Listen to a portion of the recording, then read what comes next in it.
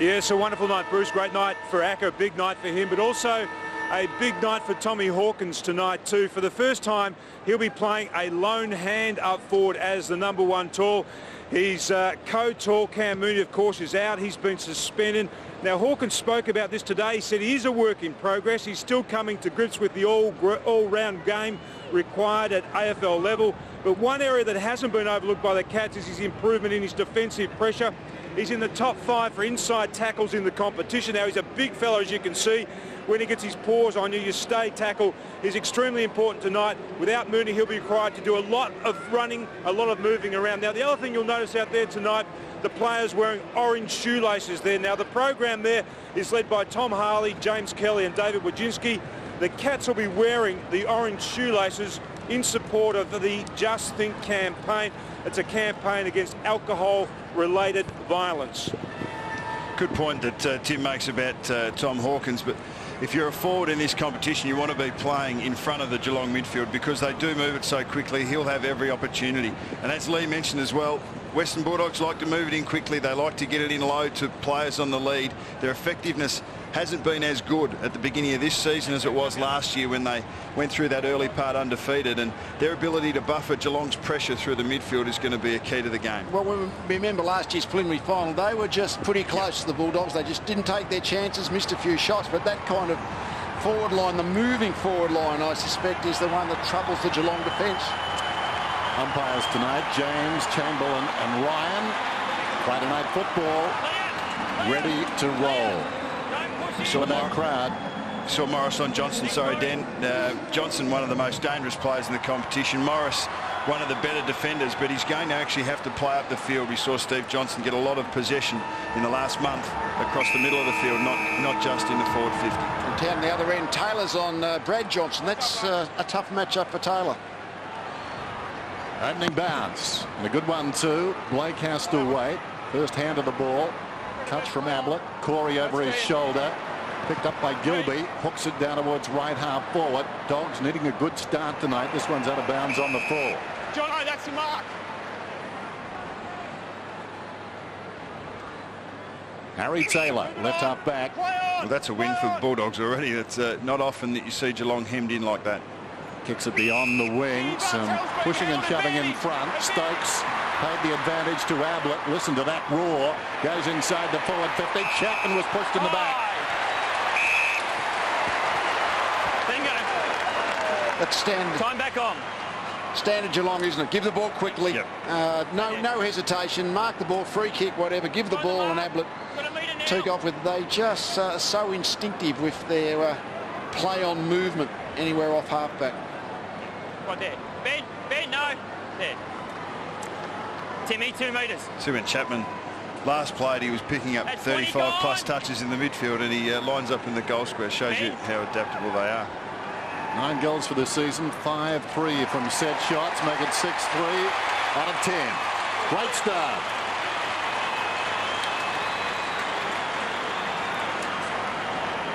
We often think of Ablett and Chapman as sort of 2 peas in a pod, but both got the same haircuts, as we know, but they're both good marking small players. They really are players that know how to get on the end of the kicks going into the forward 50, and Callan tends to play on the mauls crumbing forward, so in the air, Chapman might just trouble him.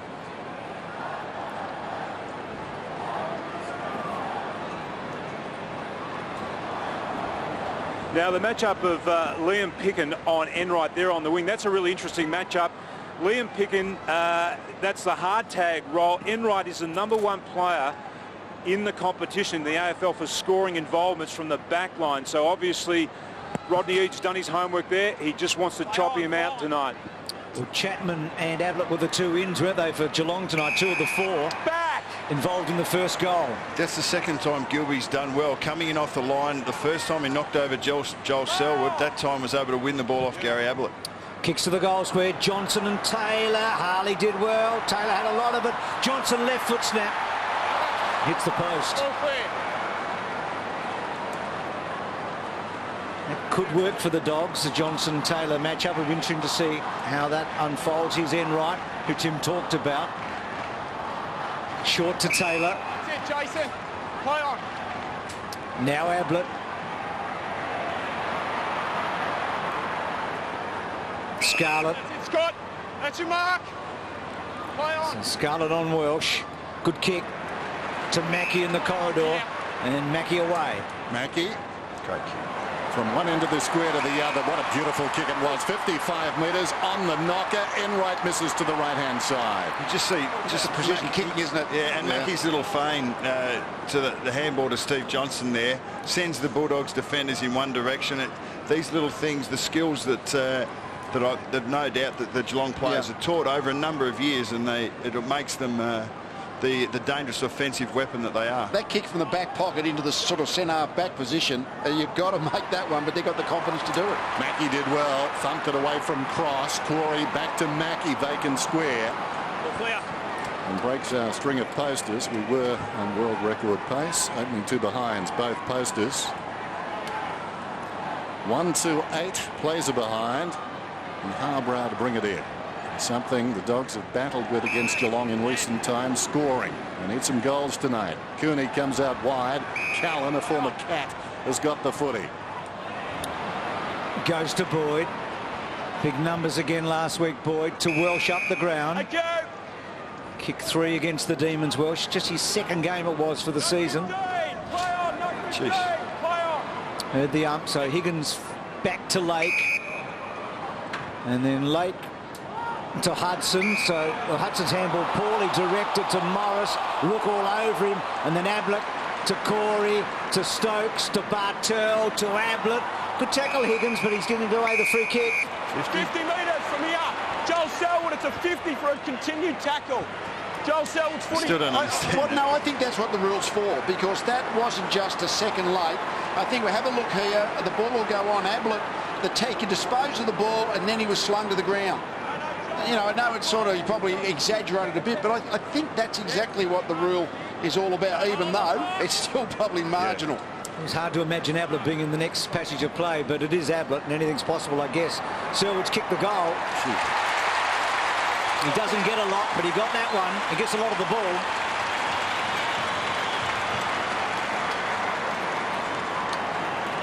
I still think there's quite a bit of grey area in that, absolutely, because and I suppose the interpretation makes it tough, but there's no doubt that the tackle did continue. Whether it was going to be a downfield to where the handball went or a 50-metre, I suppose it's a big penalty if there is that grey area in it. But I'm trying to work out how Joel Selwood actually got the kick, because the handball went to Mark Blake. It's a good finish. Joel Selwood turned 21 last week, and there's Rodney Eade. Already a degree of pressure building in there, I'd suggest. Selwood 21st actually Tuesday as the ball inside the forward 50. Big leap at the back came from Welsh. It falls in front. Hahn gets a hand pass away. Now Gilby, a lot of the football goes down towards full forward. Getting a hand to it down there was Johnson. Spill to Ackermanis, pulls it back, intended for Higgins. That was clever. Quick kick away. Johnson on the goal line. Brad Johnson, the Bulldogs Johnson, gets a goal. Yeah, very early in the game, but the Harry Taylor-Brad Johnson matchup, I fancy that from the Bulldogs' point of view, because in the broken bits of play, when Johnson is able just to get involved in that ground level, Taylor's going to have trouble staying with him, I would have think. I mean, he was a lucky kick then and all that, but I think they would be in the Geelong coaches box starting to think, is Harry Taylor the best matchup, and have we got a better matchup? But then what are we going to do with Harry Taylor? It's a weekend for milestones, Lee. Brad, at 33 games, gets one past Justin Madden and yourself into the top. Okay, I didn't realise. Western Bulldogs have had 3 centre clearances already. Geelong yet to get their hands on one, as they do now. Ablett and Selwood were involved, and so was Bartel. Gilby very busy early. Good decision. High passage ball against Joel Corey. That was that classic diving in low into the other bloke's legs, virtually. So Cross at centre wing. Careful kick to Boyd. A couple of their real soldiers, aren't they? Cross and Boyd. No doubt. And even though Geelong hit the scoreboard early, the game's still settling. It's still both teams still trying to work out how their tactics going into the match are going to go against the opposition. Cooney half volley to Lake. Lake almost sandwiched there, kicks it down towards half forward. Ward taken down, strong tackle got into the deck. Callan got a hand pass from Cross, goes out wide. Boyd left it behind. Bartell didn't. Hacks it down towards half forward. Hawkins just outside the 50, under pressure. Goes long. Steve Johnson one out. Morris will be nervous. Not only that, he'll be holding. I'll explain it to him, happy to. He's trying to mark the ball and you've got 2 arms around his waist, so he can't jump, he can't move. Around his what? Around his waist. 2 arms around his waist, class as a whole. Jono, you got one. No. It's the push back with his lower back behind, basically, that almost draws the clown. Johnson goalless last week. Gets this one. Steve Johnson on the board.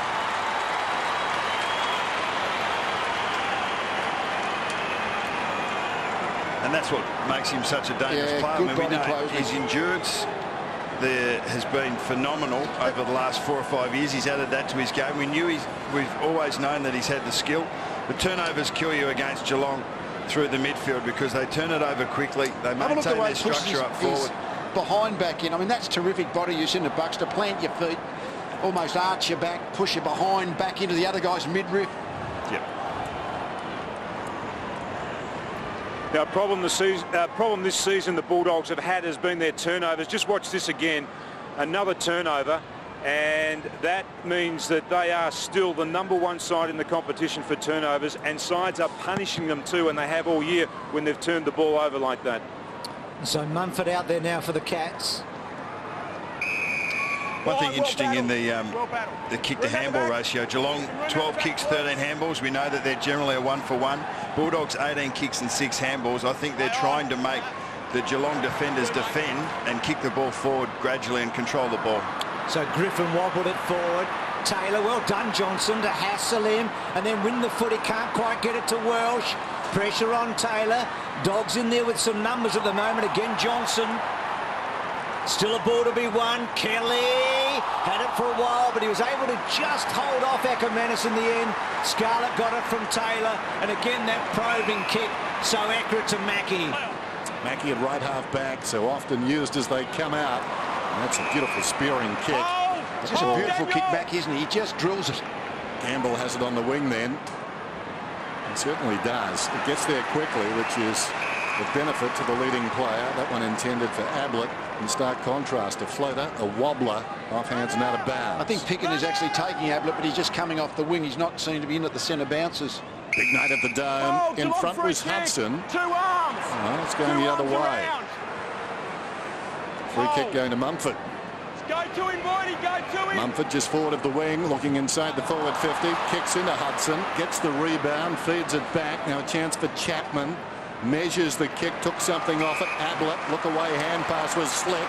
Corey around the boundary line. Griffin was closing, and his closing speed affected the kick. It wobbles inside the 50. Over the loose ball, Jan Siracusa did well to Picken. Morris gave it to Callan. Callan goes across the ground to Johnson.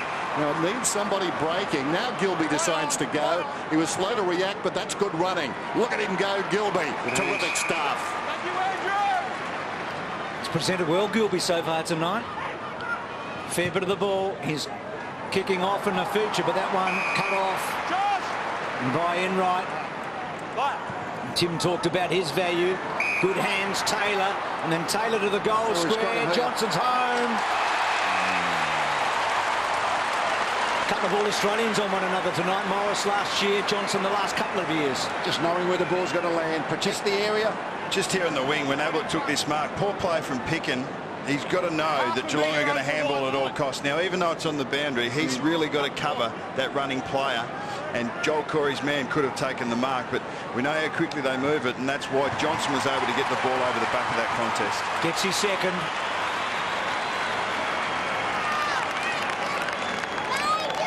I'm not sure if you're picking and you're standing Gary Ablett's mark, though, but you're just trying to make sure that Ablett actually can't play on and get past you.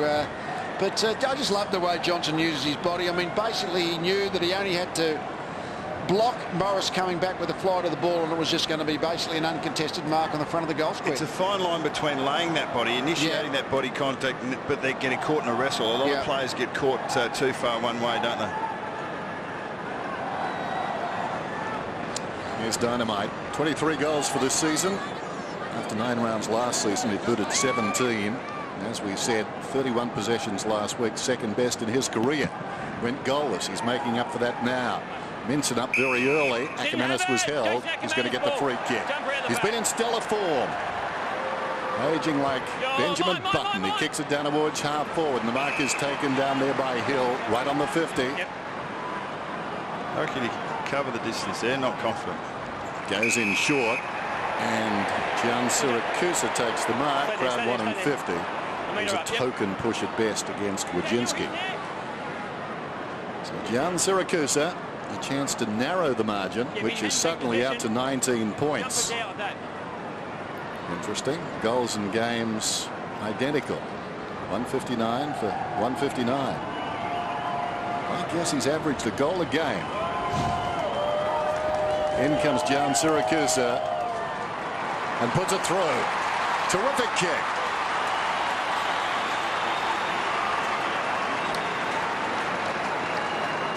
Just that quick ball movement by Western Bulldogs this time. They were able to get that kick long. This one here, see, Selwood wasn't set as a defender on Josh Hill. And that when the ball comes in quickly, sometimes the kicks don't need to be precise or direct for that matter, as long as the forward has an equal chance to win the ball. He's going to be trying to win it where the defender's going to be focused on the body. Good kick off and good goal. So Gian Siracusa, Acker to the bench after getting the kick out of the centre with a free kick. Done well in the centre square so far, the Dogs. Geelong leaded by 4-2 though. Minson and Mumford. And Max Rook is on a change, looking like he's a little sore. He's going to try and play the Mooney role of the sort of the big, strong, moving centre half forward. So if Mooney obviously is out and Rook is in trouble, that's going to affect Geelong's half forward line power. Corey brought down in the tackle. Johnson, that's David Johnson, and then Gilby off the ground. Enright getting back in a hurry. Gets it back to Taylor, but he had to wait for it, so the handball wasn't spot on. David Johnson, Brad Johnson puts the tackle on him. Back to Ablett. He's gone. Just here, thanks, right on 50. Thanks, Richards, right on 50. Clear it out. He was almost in shock that someone was able to get a nail him in a tackle. 2 reasons you don't often get that. One is because it's Ablett, and he generally gets around one-on-one. The other is generally he's got support players with him, but on that occasion there wasn't.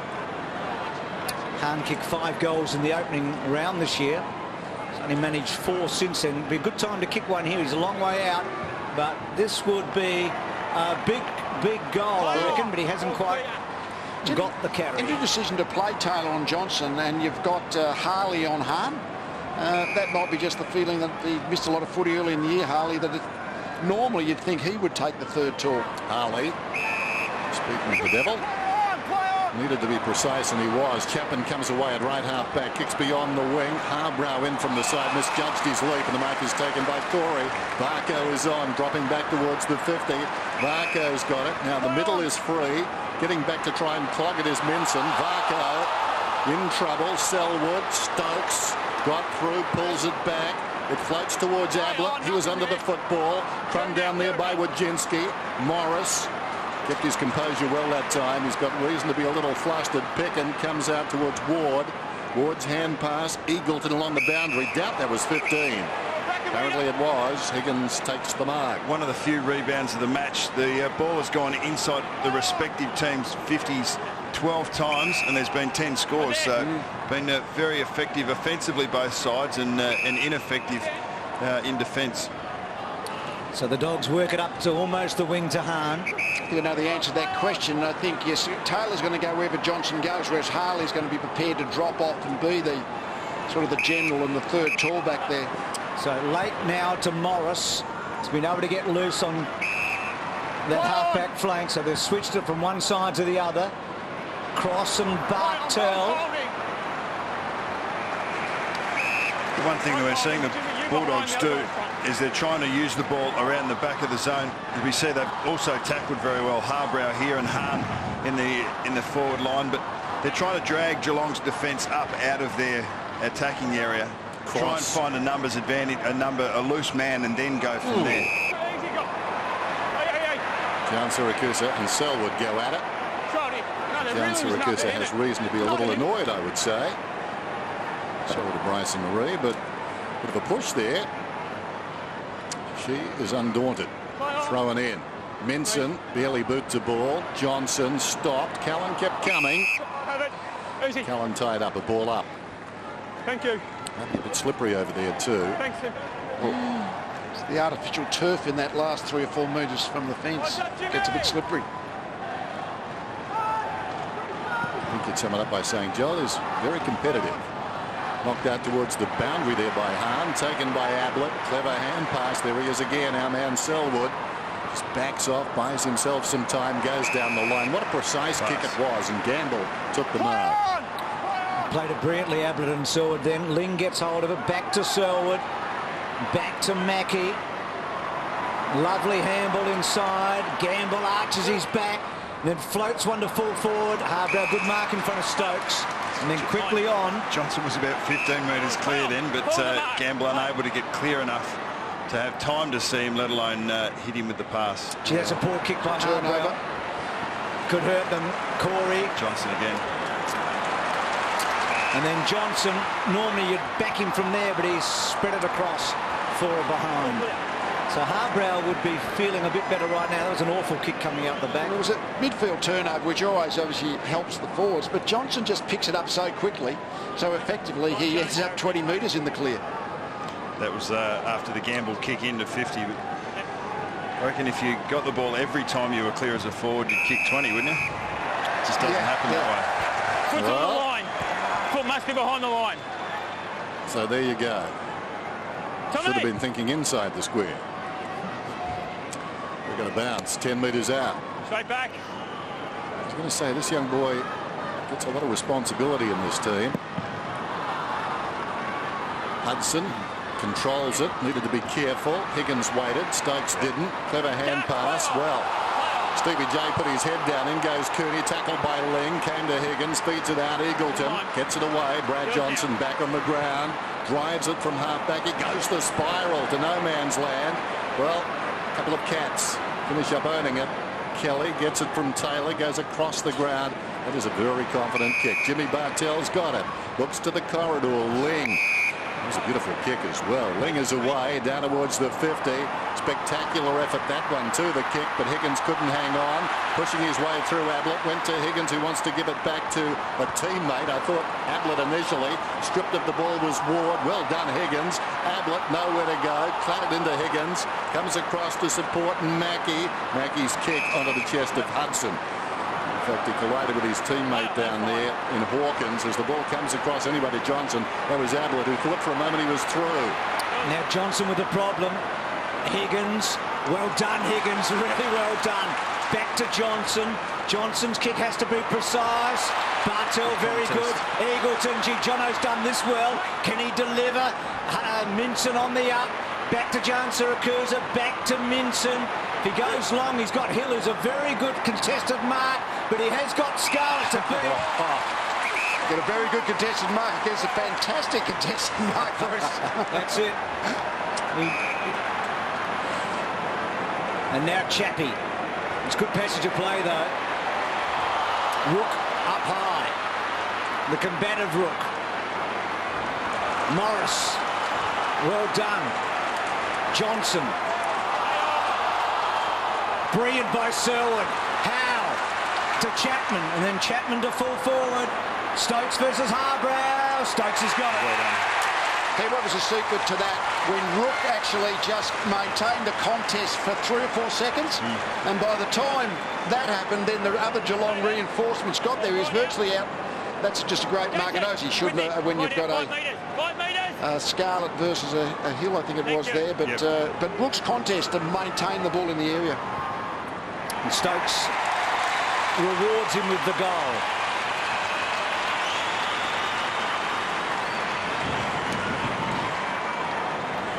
There was a contest at centre-half back here for Geelong. Mackie was with June Siracusa and Minson, and he actually chose to stay with June Siracusa. It was a very good defensive decision because Minson just bombed it in after that.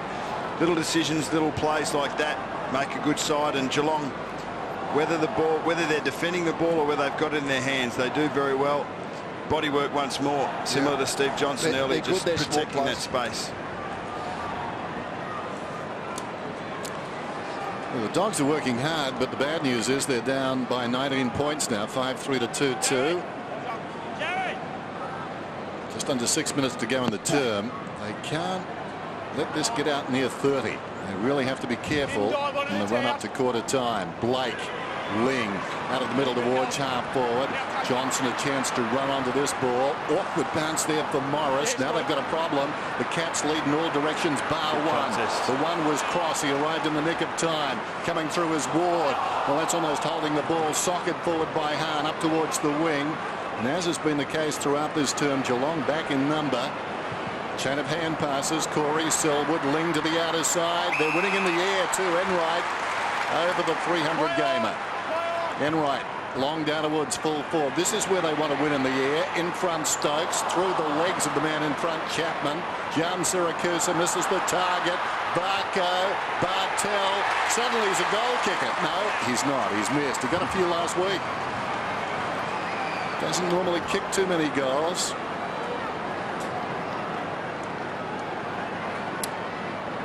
Pressure on the Dogs. You just feel it building. Scoreboard pressure already in this match. Geelong do it so often. Saints have been doing it this year. They've been leading first quarters by about 3 goals generally, and that's where the Cats are at the moment. I feel like there's pressure on every kick, every play for the Dogs right now. And that one from Griffin floating towards Johnson out of play.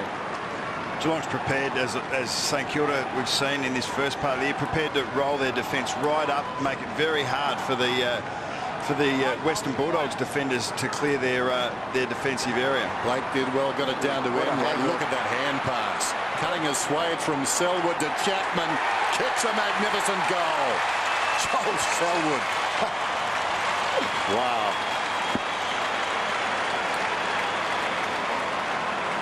Yes, it was the decision and then the skill execution to thump that 25-metre handball into the guy in space. How he popped up on his own in there, Chapman, I guess, is a bit uncertain, but just to see him set him up. And absolutely got a bullseye too. The handball was spot on. Yeah. So Chappie back with a vengeance, isn't he? He is. It's one thing to see it. The next is the execution, as you said, Lee. He's had a fabulous season, Chappie. Kicked a couple early tonight. This is Geelong's highest score in the first term for the year. And with a few minutes remaining, they're 6-4 to 2-2. And the Dogs already facing a mountain.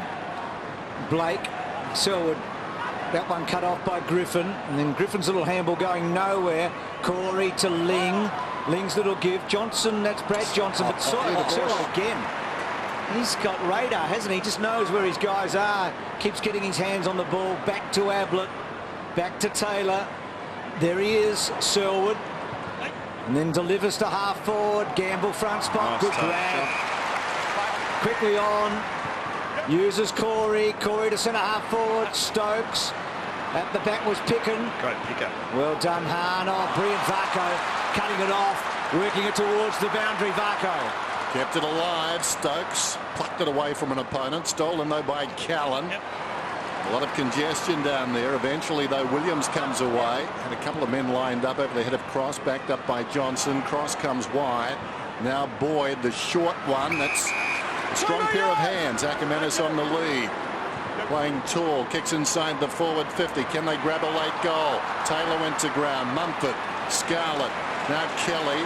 On his Enright, a dangerous man with the ball in his hands. Breaking for him is Rook. He puts the ball in the path of Rook. It's not a good kick. Rook taken towards the boundary, is pushed in the back, surely. Apparently not. Good play by the big fella. He had to make up some ground to stay with Max Rook on that occasion. Didn't really lay the tackle. The contact was probably in the back, a little bit in the side, but it was a good 50-50 ball for his pressure. Griffin, cross back to Ackermanis, back to Griffin, and then Griffin from half back. Good grab from Hill. There's a lot to like about Hill. That kick to Welsh, so not so good. Picked up. And now Ackermanis was picked up by Wojcinski. Acker's kick, and well done, Kelly. Courageously back. That one a little bit off cue, but it doesn't matter. Scarlett just goes through the centre and then delivers to half forward. Intended to Gamble over his head. Williams arriving quickly, but Gamble wanted it most, got back, gives a couple of challenges and wins the football.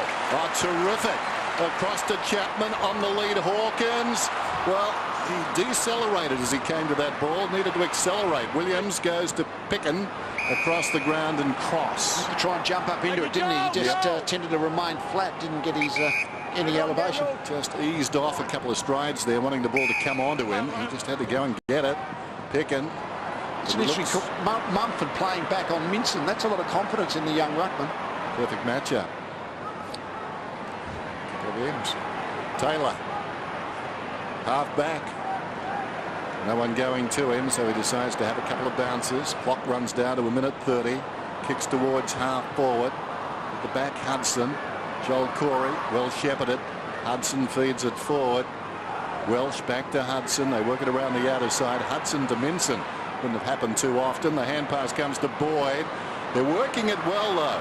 Good application, albeit very wide, but now the problems start to bob up once more, in particular Scarlett, Johnson, and towards half-back and Blake. To Ablett over the top, he may get the 1-2 here. No, Enright, turn the other way. Wanted Chapman, not such a good kick that time. Well done, Hudson, to Gilby. And then Gilby to Picken, to Boyd, who was flat-footed, so they stop a bit here. Now Gilby, can he find a target? Well, he did in the end. It's Welsh, a long way from goal, and then Welsh with a neat kick, and Acker's got it. Good build-up. Well, perfect timing by Acker on quarter-time set shot. It's been hard to find a time in the Bulldogs forward 50 where they weren't outnumbered by at least one Geelong player, so this had to be a pinpoint pass from Welsh, but he's a good off the lead. Can play quite well as a small key position player. Struck it well, Acker. He's got it. Bread and butter.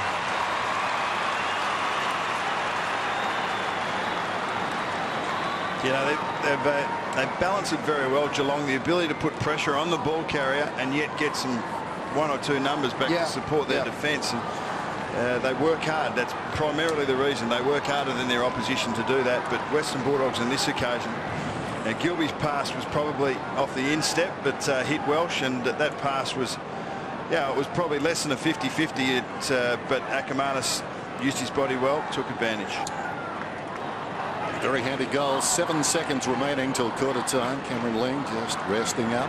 Wouldn't be surprised if they try and put that Ackermanis-Johnson matchup to play out of the full forward line. I think Ackermanis might have him a little bit if he plays as that small full forward. Gary Ablett down on the Cats bench as well. 12 possessions and he's come back term. Minson out of the middle. Doubt they've got time to score again. Mumford to Johnson. Gets it away. So quarter time on Friday Night Football. And the Cats lead it by 20, but the Dogs have been okay. 6-4 plays 3-2. I mentioned that Joel Selwood's got a birthday coming up on Tuesday, his 21st. He had a birthday in that term. 13 possessions to quarter time. Friday Night Football just warming up at the Dome. They've done reasonably, the Bulldogs forward 50. To kick 3-2 from only 9 entries is not a bad conversion rate, so at least they are looking dangerous once the ball gets into that part of the ground. That's good news and bad news in some respects, isn't it? Well, the other good news and bad news is the fact that they're up in clearances 9-6, so they're getting their share of the ball. They're not going forward that often, but when they do go forward, they're scoring. There's a lot of upside for them. There's a lot of upside for Geelong as well. Second term at the Dome. Minson, Boyd goes down towards half forward. Johnson, who's been good, was in front. Taylor was there. I think for a moment Taylor thought he'd given away a free kick. Doesn't matter. Johnson kicks a goal. Brad Johnson on fire. Yes, that is an interesting matchup. I mean, Taylor is obviously going to be too big in the air for Johnson, and Johnson is a very good overhead for medium-sized player, but I think we'll just see the recovery here. The quick kick forward always should advantage the forward. But certainly the quick, he just got lost a little bit at ground level, and Johnson really, the second reaction was very quick.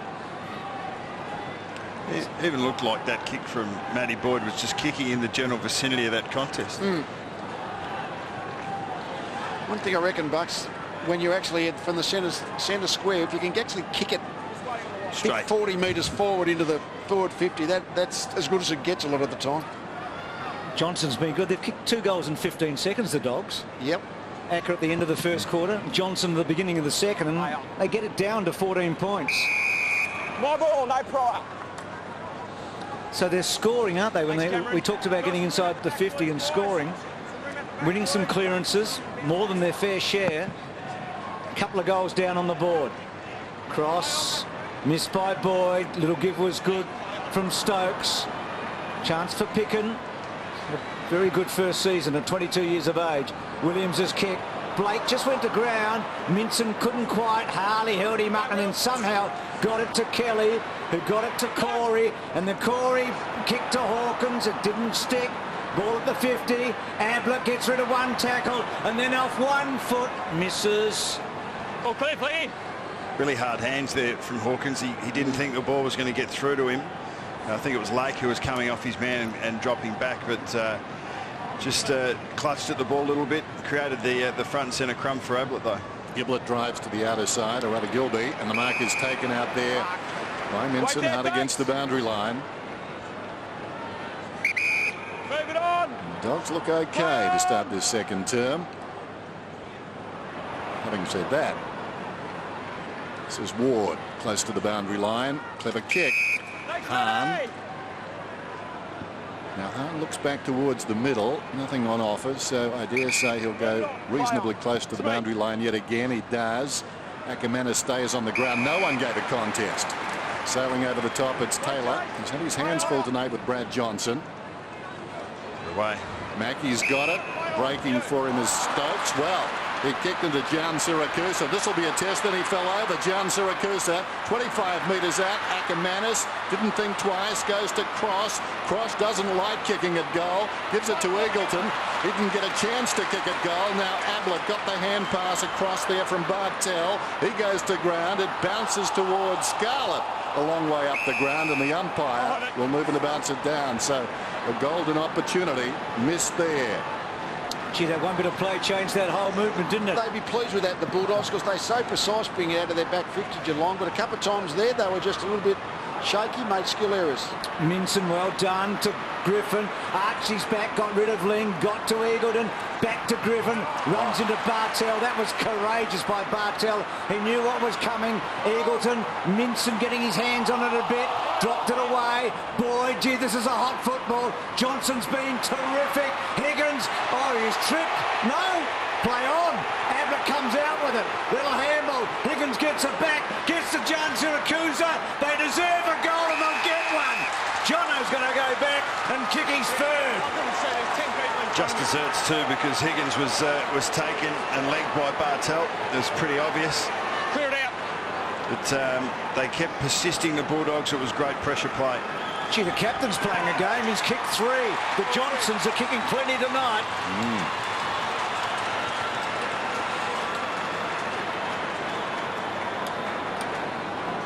Well, you talked about that matchup earlier. Very early. You know that Johnson's movement at ground level is always going to be a problem for Taylor. He must have a big engine, Taylor, even given that matchup. But you know, right at the moment, I guess the question might be being asked whether Taylor is better for Welsh and whether Scarlett has a look at Johnson at the moment. But he's such a good player, Johnson, and he's got plenty of the foot. He kicked 3 goals, so he's setting them alight.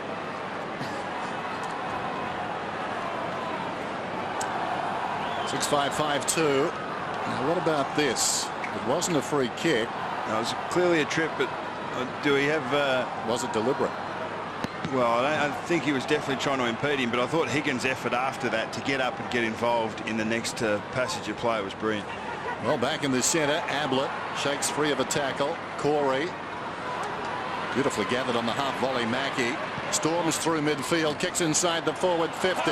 Dropped down there by Hawkins. Chance in front for Lake. Went to ground, taken front on by Chapman. Gives it away towards Boyd. Boyd a little chip out to the defensive 50. Over the top to Gilby. Gilby decides not to use the football this time, at least by foot, goes back. And the kick around the outer side from Eagleton pitches just in front of Kelly. Coming off a career best last week. It's out of bounds. It'll be thrown in. 41 plays 32. The Bulldogs really giving a yell.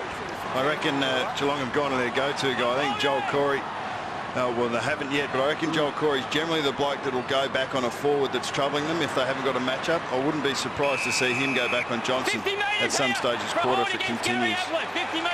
Gary Ablett's got another 50-metre for those blocks. Let's have a look at this. I think we'll see it. Clear handball, then you're retarded. So against Acker, Liam. Gary Ablett. Back to Ablett's clearance was brilliant at the start of that to set that motion going. And that's the spirit of the rule, as I understand it. Yeah. So Ablett, lovely kick. Chapman. I think we know the spirit of the rule, but I'm just not sure whether a 50-metre penalty for those little holds like that. I don't know. It just doesn't seem right to me. Well, it was a silly free kick, no matter which way you look at it. I suppose. Such a big penalty to 50 metres. We talk about it all the time. So just for a slight hold of the jumper to impede a player. He was quite clearly got it away, didn't he? Well, Geelong's first goal tonight was Ablett to Chapman. Exact same kind of situation. It's kicked a couple, Chappie, and that one won't be. In fact, it's a poor kick. It won't even get there. Hawkins in the contest with Lake. And so far, not happening for Tom Hawkins. Early days, but not quite happening yet. Chance to play without Mooney. I say chance without Mooney. You want Mooney there, but he's the focus in terms of the big forward for the Cats tonight. And probably even if Mooney was there, you'd think that Lake would probably still have the Hawkins match-up. Williams would probably take Mooney, would he? Harborough got it from Gilby around the outer side. Hill stopped it, but stopped it only for that man. Ablett falling to one knee. A little 1-2 with Gamble. Look at him go. Gary Ablett back in the side tonight. Can he celebrate with the goal? Nobody back. But the kick is wide of the target. And Johnson admonishes Gary Ablett and says you should have kicked it in the middle. Well, he's lost his feet there. His ability to win it and get back up on his feet. The give and get. And then to have the faith in that Shepherd was all good play. Had a shot at goal, and as you said, Johnson did have a crack at him. Bartel marks the kick in. Short one towards the pocket. That's ambitious. Johnson, well, good man to go to, but he couldn't corral it. It's out of bounds. He was starting to turn inboard before he actually took possession. His mind was half a second in front of his body at that point. It's a bit like Einstein having a go at Beethoven, isn't it? Player. Are they contemporaries? That'll do. Picken. Acker. Kept it in, but it's all Cats. Harley. Let him go inside. Right, player. Enright. It's got him now. Goes back to Kelly, and then Kelly cut off by Eagleton. Enright arched his back. Cooney put the tackle on. Lake, Eagleton, important play here. Wants to draw Hill. Or Johnson probably should have left it for Hill. Now he's got to run hard, Jono. He's had a big night so far. A lot of the ball and 3 goals. Good kick to Griffin inside to Acker. Can't go the distance. Doesn't want to. Got John Syracuse. It's a beautiful kick. It was Acker at his best. Well, it gave Johnson and Bartel, who were both dropping back into that space, it gave them no chance. It was a brilliant kick, centimetre perfect. Den. And there's no doubt that fully intentional, everything he had, but right on Gene Syracuse's chest. Got to be precise with your kicking. There was still 3 Geelong players on the one Bulldog in that part of the ground. You've really got to find your teammate in there. Well, the Dogs have kicked the last 3 goals in this match. Make it 4. They're within a kick. All clear.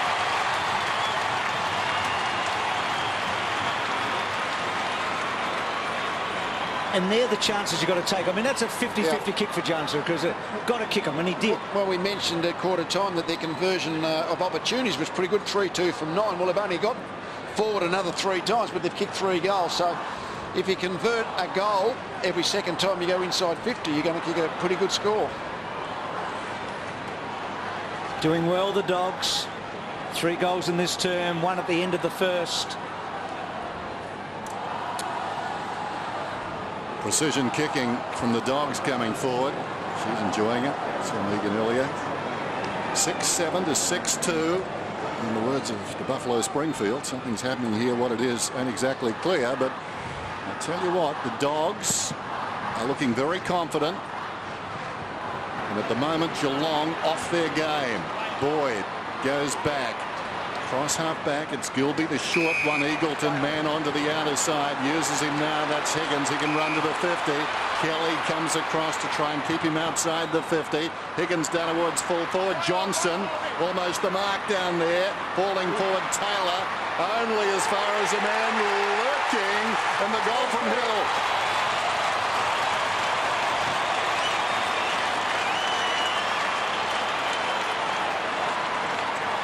Well, Shelling Pearce go forward, kick a goal.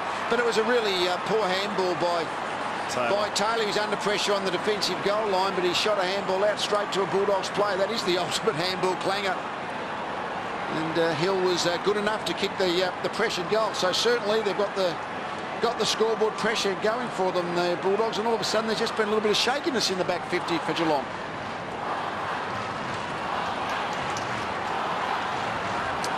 Five goals in 11.5 minutes. It's just unusual for Geelong to allow a Bulldogs player forward of the ball gets so free, and Higgins had about 30 metres of space out on that far right forward flank and just allowed him time and space to use the ball long to their most dangerous player forward of the ball, which is Johnson, and put Taylor under massive pressure. Bulldogs inside 54 times this quarter for 4 goals. Winning the clearances, Harbrow got it from Boyd. He's on his wrong side. He works back to his left foot and then kicks to centre half forward. Johnson, Ackermanis. Well, side by side. I heard the umpire.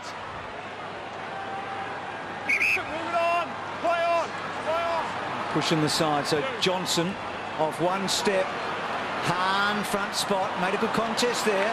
It's all happening for the Dogs. Boyd to Johnson. Corey picks himself up. Now Eagleton's in the goal square with Enright. Gets it back to Hahn. It's not going to come back.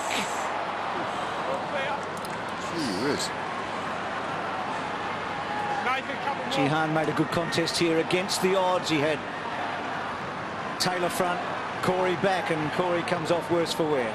Corey had to come in that contest, but of course it left Boyd on the ground.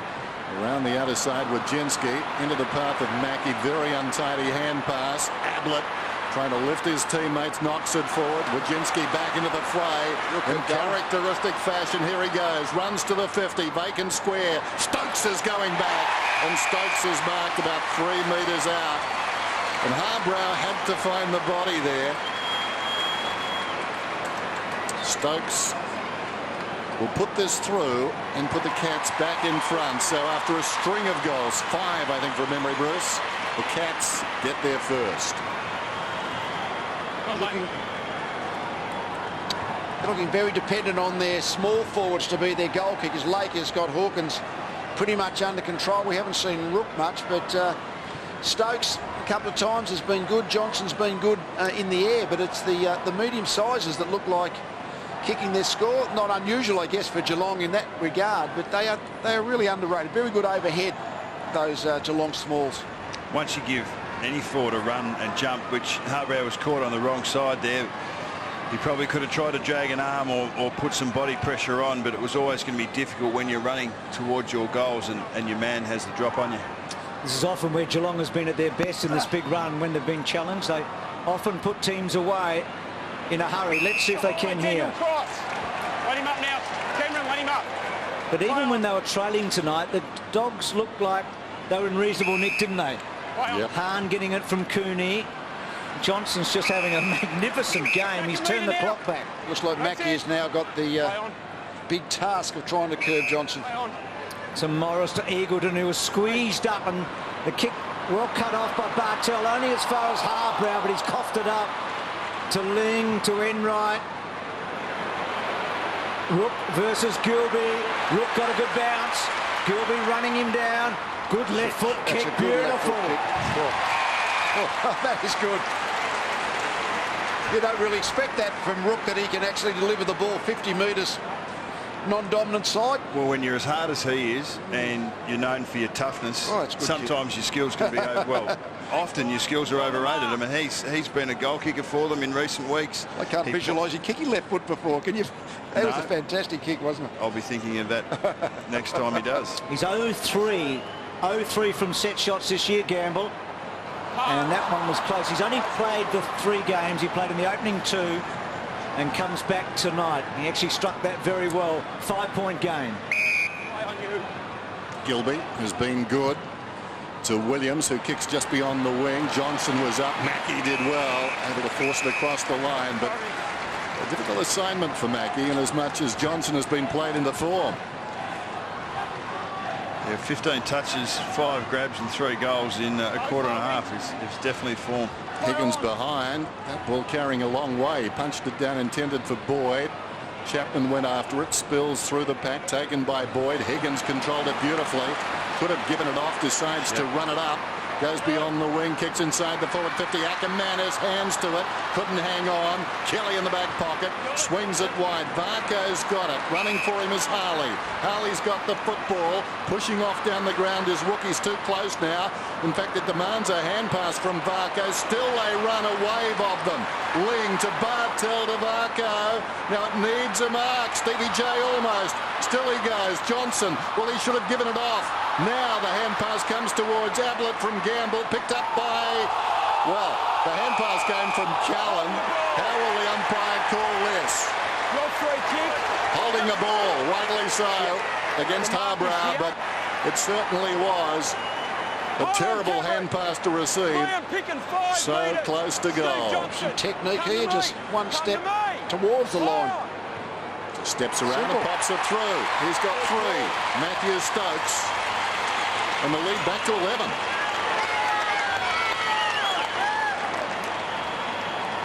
I don't think there was any doubt that Harbrow was actually trying to scrum his way back over the line here. He knew where it was, and he knew that he wasn't going to let the ball spill out because he had Geelong players all around him.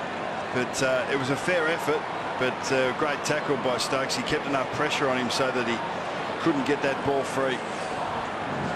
It had to stick at the other end with Acker, though, didn't he? He had to take the mark.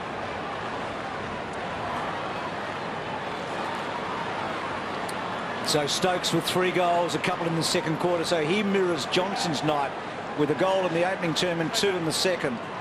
And the Cats, in the blink of an eye, are back to a couple of goals in front. This has been their way. They respond. Bartel out of the centre. Ling worried out of it. Picken. Handball out wide. Callan, who played 13 games for the Cats. It's his 14th game for the Dogs tonight. Harbrow slipped as he kicked. Griffin has to hold up. He's able to manage to get it forward a little bit. Corey against the flow. Taylor has been taken off. Brad Johnson trying to fish for it. Ward pushed over by Selwood. Corey terrific. Scarlett to Mackey. Johnson's got him. He just dropped it out the back. Oh, gee, that's a tough call. I didn't think it was going to be able to be paid any other way than that. As soon as the whistle went, it was always going to be Geelong free kick because Mackey didn't have any chance to dispose of it before the tackle. So Corey and not such a good effort there by the Dogs to cut it off, and Johnson takes the mark. Morris has done a fair job. This is only Steve Johnson's 5th touch, all kicks, but he's kicked 2 goals. So he's been dangerous on the scoreboard, but been well held in general play. Well, that's just too cute. Too cute by half, isn't it? What was it? Ward's got the footy then, thanks to Johnson. That's not a very good kick. It bounces out towards the wing. Higgins did brilliantly, braced himself, took the ball in midair, took a bump as well, kicks it down the line. Terrific tackle by Hill on Johnson. A few Johnsons out there tonight. Boundary throw in. He's just having a night at the moment, Johnson, where his percentages, he always tests them. He actually called out the rookie there, and that was where the target was. It was about 25 metres out from goal. Just seconds before he kicked it, he caught out to his target, but missed it by about 15 metres. Ackermanis kicks inside the forward 50. Wonderful courage. Brad Johnson going back, takes the mark, swings it to the outer side. Taylor has it. Varco is moving. Enright is peeling off. He's the danger man. Enright is breaking across the ground. Well, the kick goes in his direction. He's got it now. It was Rick who put it on his chest. Looks back towards the middle. Thought about Joel Corey. That was pretty skillful as well. Round the corner kick on the move. Enright just pops it to the pocket, not the spot for it. Cross goes back and takes a gutsy mark. Clock running down to half-time, just over 6 minutes to go. Cats lead it by 11, being challenged. Reminds me very much of that game these two clubs played at Skill Stadium last year. Here's Ablett after half-time, though. The Dogs got blown away. Can they go on this time? Gamble's got it to stretch the lead. He'll kick from about 35 on a 45-degree angle. Just see the Ablett's fantastic footwork here. Just the ability to wrong foot his opponent. He's just got such good low centre of gravity. Fantastic balance. Left or right, he can go there very easily. 9 possessions in the term for Ablett, up to 21. Selwood, just the 1 in this quarter so far. Gamble gets the goal. Nice kick.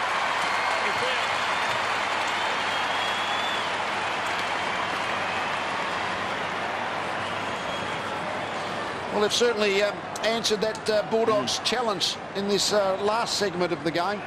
Just that slight error. As soon as you give the ball back to Geelong, and particularly Ablett, I mean, he just knows exactly what to do with it, makes the right decision, gives himself the time and space. Set up Gamble extremely well, as we see him do so often. He averages 1.5 goals in his short career, Gamble. So Higgins, who came back into the game after he had a groin problem, back into the team. He's been terrific tonight. His contested ball's been outstanding. He's absorbed a lot of pressure, but still been effective with the ball, and won a lot of contested possession as well. There's Selwood to Ablett, so 22 for him. Welsh really should have done better there. He got his hand on it. And then Kelly to Varco to Selwood. You know, Rook's only had 3 disposals tonight, but I reckon the last 5 minutes he's been important. He's had a couple of very important inside 50s as Johnson goes to full forward. Well done, Harbrow, that time. And then Hawkins and Lake. Every disposal inside 50 isn't going to come off. We saw how poor Steve Johnson's last one was, but that quick play on and the effort to get it over the top there, that gave Stokes better than a 50-50 chance. It was a good defensive effort to clear it, but they've still got the opportunity to score. Boundary throw in. Blake wins it down. John Siracusa to Cross, who goes back to the voice. Cooney, who's been quiet. Now Harbrow to the opposite pocket, and Boyd breaking hard is Ackermanis. He'll get the football. Nice kick. But now nothing up ahead. Callan is the runner to the outer side, but not sure he's the man to get the football. Ackermanis shares that doubt. Now just kicks it high around the outer side wing. Well, that's a cop-out kick. The mark is taken out there by Kelly. What sort of a kick was that? Kelly chips it back.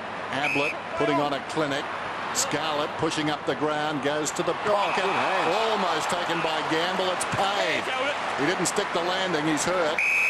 I'd be worried about his shoulder here. I reckon he landed on his elbow. But he's got a phenomenal vertical jump, Gamble, and we saw it in this bit of play here. He was coached by, not that landing, but he was coached by Bryce Gibbs' dad at Glenelg. His dad, that's Bryce's dad, could really take a grab, and they've taught him that. But not that. Hopefully not that. So Johnson demanding it's his kick. They're queuing up for it. Look at that. We got 3 of them. It's one of the great courages in the game, that leaping for the ball, because as soon as your feet leave the ground, you're virtually out of control. And I think what we saw with Gamble, he was prepared to have the courage to jump high at the footy, but when his lower body got virtually pushed out from underneath him, well, then it's just on the way down. You just hope. He's getting up, but if I was him and the trainers have got the right idea. He looked up, saw the ball in Steve Johnson's hands and said, I feel fate. No, I think he's feeling fate legitimately. Regardless. Because there's a place in this team for Gamble. There's no question about that. It's cruel, you know. It looks like he might have knocked his head. It's amazing how you say, oh, that's better than breaking an arm. I mean, we almost think that most of the time a daze or a slight concussion is better than a broken limb. There wasn't much between the surface and his head right there. Wow.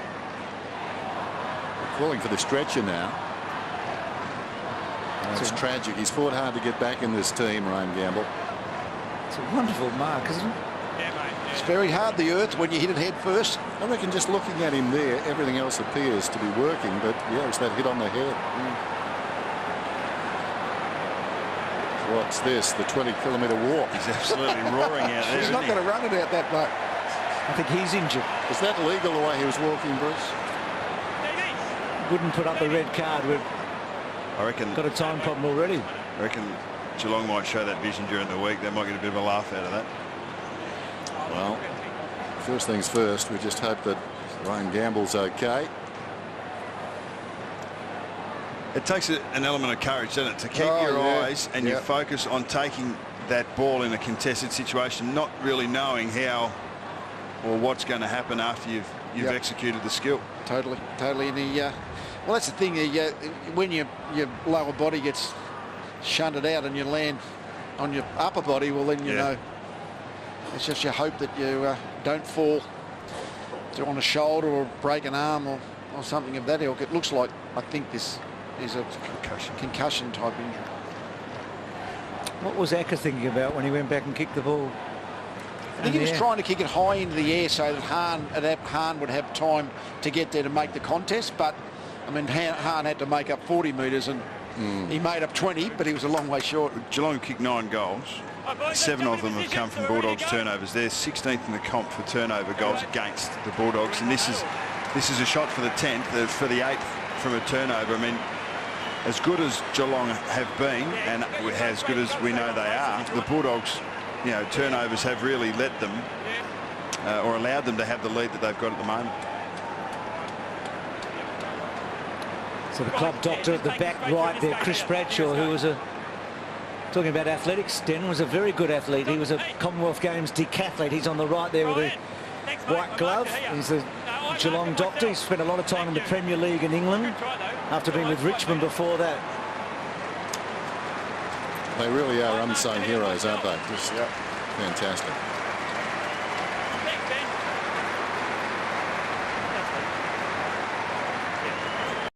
Tim will get the word as soon as we get it. Now, so Tom Hawkins won the raffle? No, I think Geelong lost the raffle. Johnson had the footy prior to that. Now it's with Hawkins. And accuracy hasn't been his stock in trade in recent weeks. Let's see what he does with this. He's inclined to spray them in all directions, and that's not good.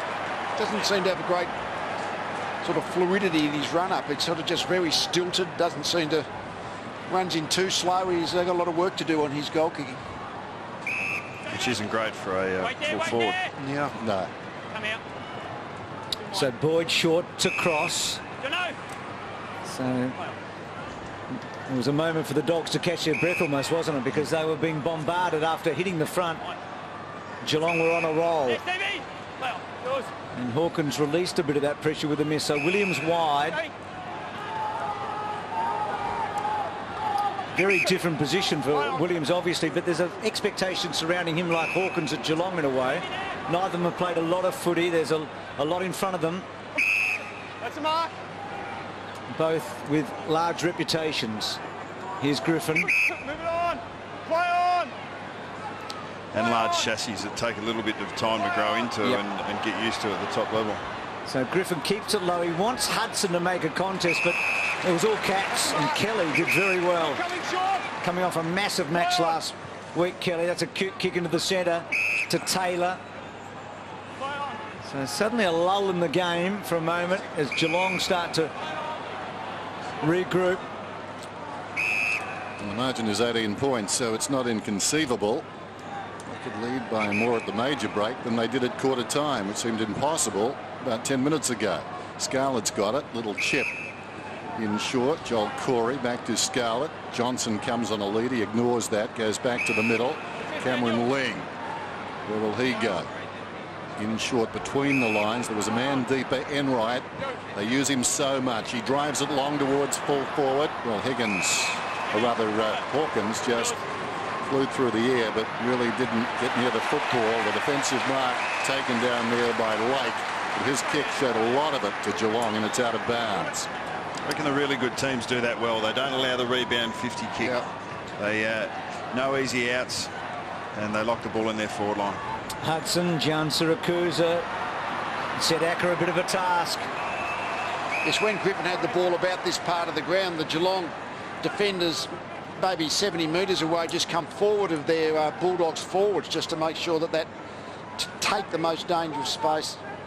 So Blake front spot, laid it down.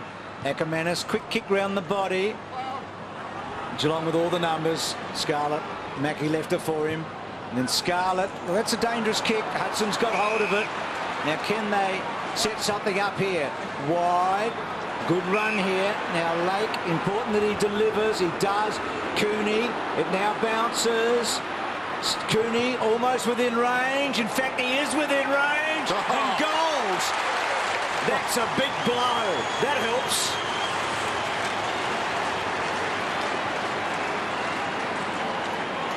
Haven't seen a whole lot of him tonight, really, have we? No. Cooney just doesn't seem to be able to impose himself on the game, but it's a long across-the-body kick, isn't it? He got himself into trouble, but then to kick the ball across your body and probably kick it 50-plus metres, just sort of floated, didn't it? When he got it up in the air. Well, Hudson cut it off in the centre, didn't he? He was over. Yeah. Scarlett had a short target, but they'll always go for that more dangerous run. The Cats, sometimes it doesn't come off. Brian Lake's been doing a terrific job defensively on Hawkins. On that occasion, he got off his man too. He provided the target in midfield to help set that goal up. Terrific play. So 12 points the margin, 9 possessions for Cooney. Taken down as Corey, spills out to Selwood. He was pushed in the back, no free. Ling, Wojcinski. Now can they respond? Ablett in another possession, Enright. So vital, goes in short, stretching Blake. He was away. Back to Joel Corey, just outside the 50, pops it up. Hawkins takes the mark in the self-same spot, perhaps about 5 metres further out than he missed from after that injury to Gamble. I wonder what they're saying to him with his goal-kicking technique. He just doesn't seem like he runs in firm enough, like and really runs in and tries to kick the footy. Let's see if he gets through this one. Right behind him, and that's not a bad effort. It's a better action, wasn't it? A better action. But yeah, still not that flash. You're behind 64-51. There's nothing in the lead up there, is there? It's a little bit inside out. He got a little bit close to the man on the mark there. He's got plenty of distance. He doesn't need to be in that close. Yep, that's it, Joe. And this could tell a little tale. I know we're deep into the second term, but just see how the Bulldogs hold their nerve, though. The clock is ticking away. We're down to 20 now, so they've done well in the second quarter.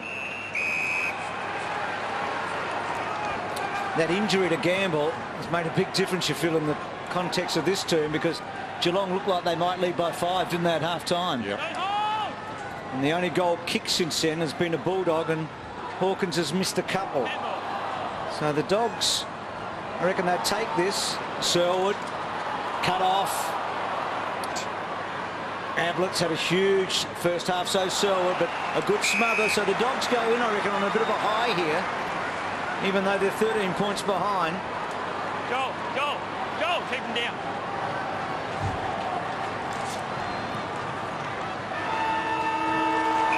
So that is the score at half-time. Cats with Hudson and Blake.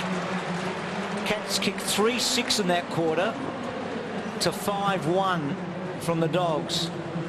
Third term at Etihad Stadium. Friday night football, big crowd. 13 points the difference. The Cats are being challenged. Big second term came from the Dogs. Hudson knocked it down. Cooney, a hand pass up in the air. Blake over the shoulder. Ablett in the action again. Releases Wojcinski. Probing kick inside the forward 50. Johnson started in the square. Tracks it back. He's got the footy. Wheels around and kicks a goal. That's a start. Well, the Cats have looked a lot more dangerous with Hawkins out of the square and Johnson as the closest forward to goal, and the 3 times he scored is when he's been one-on-one in space close to goal. You could almost see as soon as the ball bounced, you almost knew Johnson was going to read the bounce better. He just was he might have been a bit lucky, but the ability to read the way the point of the ball was going to bounce, whether he was a bit lucky, he did it much better. Well, he's a remarkable player. So many tricks. Players can read the bounce of the ball. It's subtle. Here's Ryan Gamble just leaving the rooms and on his way to Epworth Hospital to have a check-up. So Steve Johnson gets his third, and the Cats stretch that margin. Boyd chasing hard, robbed Ablett of the ball. Selwood in there with Boyd. No, just taking possession. Thanks, Boyd. Cal, arms out. Both of you. Right back.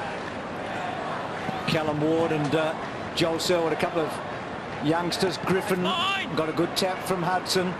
Belts it to outside 50 still. Johnson and Mackie. Johnson did okay, but Taylor chopped it off cleverly. And then Corey round the body. Selwood waited for it to bounce. Callan, well done, Selwood. Clever. Mackie running up. Ling will probably use Selwood. He does. Still with Selwood. Neat looking kick. Chappie's read it best. Runs onto it. What an explosive start for the Cats. How good they are.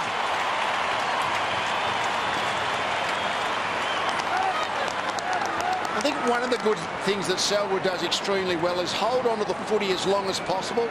When he eventually receives the handball here, I mean, he basically got it back to his Geelong teammate, but when he receives the handball here, he just waits.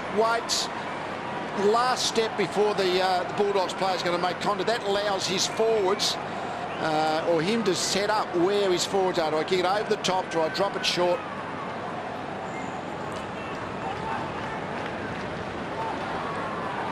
11-10, 8-3. Two very quick goals to start the term. Ryan Gamble took a wonderful mark early, couldn't take his kick. Now headed to hospital with what appears to be concussion. Good luck to him. Hudson knocks it down. The pressure suddenly on. Selwood taken high. He'll get the free kick.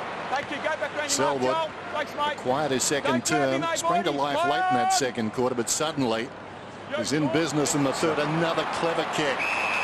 Hawkins takes the mark about 45 metres out, getting a lot of advice from his teammates. Give yourself 5 metres from the man on the mark and run there and drive through it. Johnson has had 7 kicks for 3 goals. Chapman 9 kicks for 3 goals. Very effective, not the high possession getting games that we're used to seeing. Steve Johnson had 31 touches last week for 13 inside 50s and didn't score, so they've been effective. Tom Hawkins has kicked goals in his last 4 games, 12 for this season. He's offline again. What he does is he ends a team mark, I think. He ends up stationary after he's kicked the ball, Hawkins. Sometimes you think, I don't know whether they're telling him to just try and chase the ball a little bit, like kick it and follow the line of it. Blake, well, he motioned with his head, but his foot overruled his head, and the mark has been taken by Johnson in the pocket, who'll line up at his 4th. He's selling a bill of goods down there, Brian Lake, but somehow it didn't quite end as he would have liked.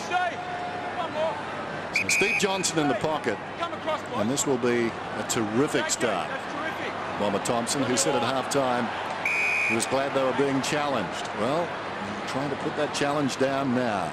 Johnson just the man to work it left to right, I'd suggest. Oh, there you go. Tiger Woods, eat your heart out.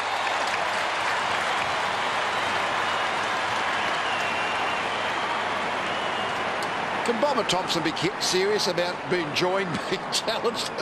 It's a very strange comment, isn't it, from a coach? But certainly the way they've jumped out the start of this third quarter, all of a sudden bang, bang, bang. But that's a demoralising turnover, isn't it? Yeah, that's poor. Geelong have had 8 kicks this quarter for 3 goals.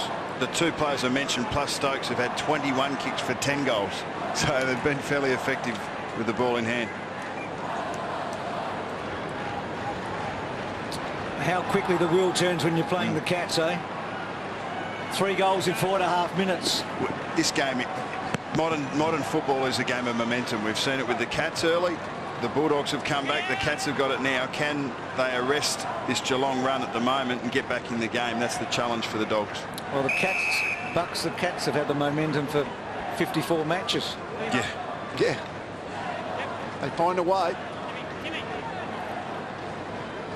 You've really got to play 4 quarters of good footy. You can't afford to let them have the first quarter that they had to get 4 goals up early. It takes too much energy to chase. Harley did well, but only as far as Jan Siracusa. Griffin, good tackle. Just dropped it down. Matthew Scarlett ball. time back on too, mate. Need more from Griffin. Took him on. Third out behind. Scarlett. So they've got all these magnificent players, and they've probably got the best fullback of the last decade, haven't they? Sitting down there. And the best stopper in the game right now, and for the last few years in Ling. He's more than a stopper because he gets high possessions as well, Bruce. He kicked 28 goals a couple of years ago, so it can hurt you the other end. Down to you, Tim. Well, Bucks hit the nail on the head when he talked about Hawkins. They actually do look more dangerous when Hawkins goes up the ground. He drags Lake with him and unsettles their back line. At different stages, Liam Picken has actually had to play full back on Chapman. Well, the Cats committed to Hawkins, but he's got to come to the party. Ward got it out. Down goes Gilby. Strong tackle. Varco works him over on the deck too. In goes Rook. Trying to wrench it out of there. Wojcinski a half chance. Eventually comes to Ling. Sends it down towards full forward. It scoot off the outside of his boot though. Morris goes across. Takes the defensive mark. Ackermanis up from the back pocket. Kicks close to the boundary line. In front. Mark taken by Taylor. Slipped as he kicked. Bounces back inside the 50. Ackermanis once more. In trouble Jan Siracusa. Boyd on the overlap is Hahn. Close to the boundary line. Well, not sure what he did there. Certainly struck a Geelong player and ran along the ground and went out of bounds. He missed. Missed completely. Good tackle there by Barco. That's probably, you talk about a chicken wing tackle. Well, he tackled the arm and prevented the handball and took the player to ground as well. Griffin worried. Wojcinski out of it. Ablett was fantastic. Tackle high. Too keen. There you go, Mitch. Chapman quick to get it on. Pick your target. There's about 3 of them on forward of the footy. And then Ling pushing to Rook. Holes appearing everywhere. It's good they spread from that. And it's an important skill, that one-step kick. I mean, really, before the players forward of the ball get manned up, before the defence have got a chance to move. And this one here made the decision on the move, and then Ling just had a quick look and backed himself to be able to hit the target to a free teammate. If we go back to last year, Rook's kicked a goal in his last 13 matches, including tonight.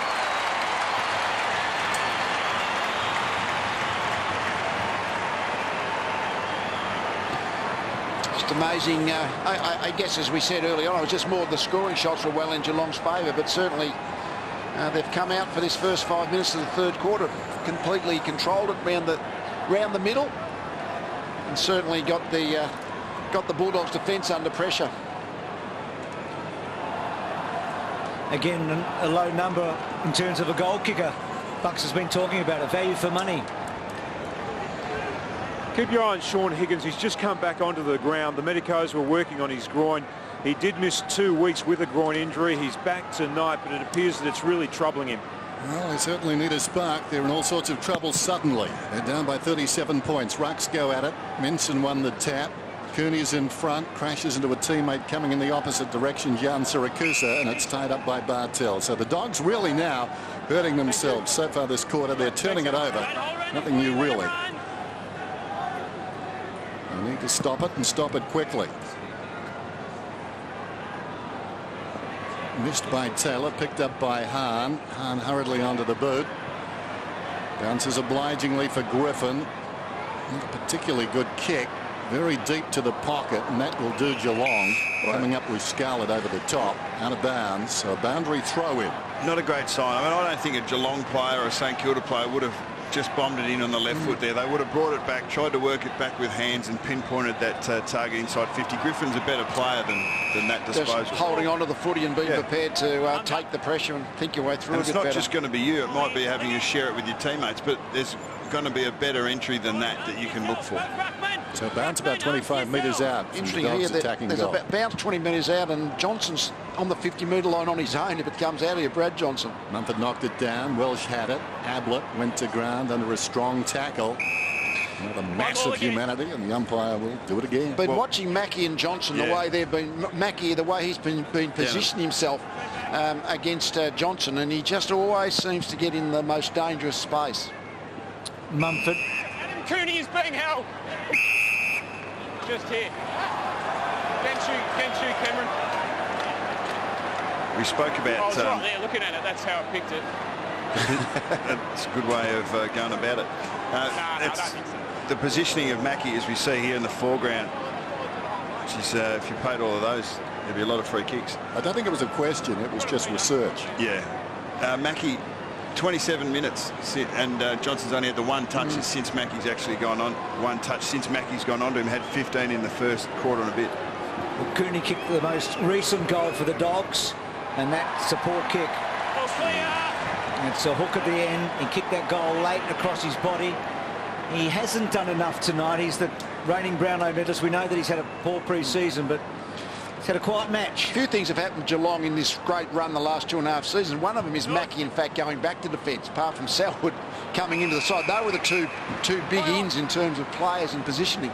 Ali to Kelly to Bartel. Jimmy along the boundary line. Hawkins one-handed, fell behind. Taken there and done well by Chapman. Gave it to the run of Bartel to Kelly. Kicks in towards centre half forward. Harbrow in the road. Releases cross. And past to Griffin behind the target though. Now he's confronted with a problem. Just got the ball off in time. Harbrow again. Now Callan needs good disposal. That time it's there. And Welsh, who led initially, offers his second lead, goes along the boundary, and the mark is taken by Cooney.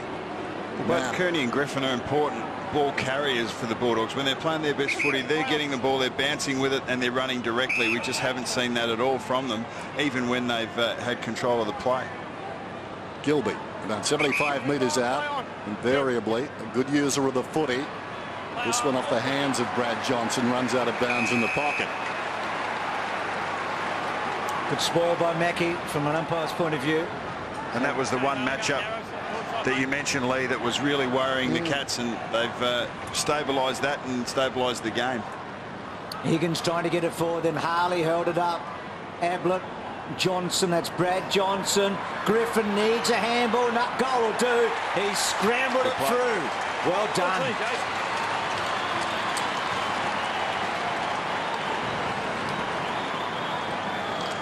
One part of the game. Certainly statistically the Bulldogs are ahead in clearances. They've been not too bad at taking the ball away from these congested plays.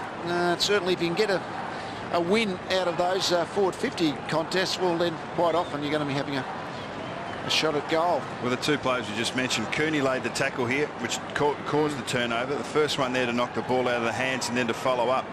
And then Griffin, good finish. Sometimes you can't stop things. There's Robert Murphy looking on. Dylan Addison alongside him. Both out injured. Murphy very good last week too, and the week before exceptional. Back in the middle, the Dogs with a lot of ground to make up. Storming out of the centre is Chapman. Comes out wide to Selwood. Selwood all the time in the world, perhaps too long. Gets a ricochet, 55 metres out. Vacant square, spotted that. Goes for home, and he's just wide of the mark. He summed it up pretty well. He's busy again now, up to 20 possessions. Old blue boots. Not all the way back just yet. He gets it back. Up from the back pocket. Kicks towards the wing. Johnson, awkward situation. Camped underneath it.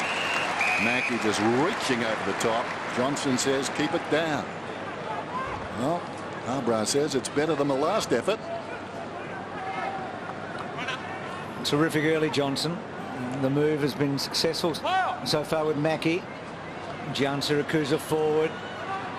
Johnson to Ackermanis, the two most experienced players out there tonight. Two of the four players who have now played 300 games currently playing in the AFL, but over the line.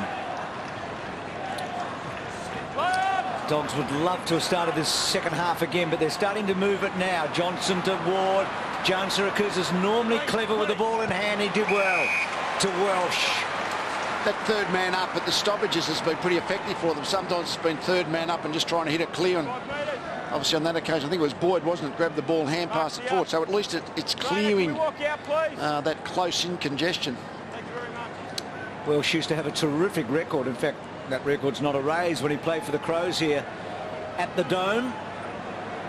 Needs to kick this. First shot on goal tonight. It's not coming back. So Cooney and Welsh both missed from set shots, both gettables. 5-goal margin. Well, He knows that things are perhaps on the improve. They started the quarter turning it over like a mattress at the no-tell motel, but they're starting to just work their way back in now. They need to get some goals on the board for this effort. Hand pass from Welsh. Ackermanis goes down towards the pocket. Now what's going on behind the play? The umpire having a word to Minson, but nothing doing in terms of the ball coming up the ground. It's taken in defence by Enright, who gave it across to Ablett. Now on the outer side, Corey breaking ahead of the ball. This is Kelly. Kelly's about 75 metres from goal to the pocket. That is wonderful, exceptional football by Geelong. One end to the other, and Stokes has got the ball in the pocket. He took off from about the centre back position, Kelly. As soon as when Ablett had the footy, you could almost see the ball was going to go to Corey, and then he ran into the next space. It's bold running. And Stokes also actually moved before Kelly had the ball. You could see the space. It's that reading of the play. Harbrow just wasn't able to close him down. Stokes prefers to kick around the corner, which is fourth.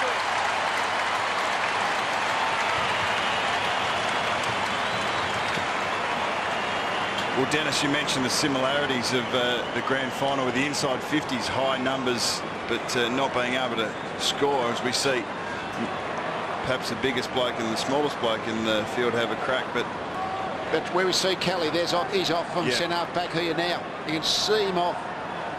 That's Corey there, then Kelly further on, and then Stokes. But one thing we didn't see in the grand final was Matty Stokes hitting the scoreboard, and he's doing that tonight. He's had 5 kicks for 4 goals, Stokes, 5 handballs as well. Yeah, they've been their small forwards, or their medium-sized forwards, have been very dangerous, as they often are. Well, they've got 11 goals out of Johnson, Stokes and Chapman so far.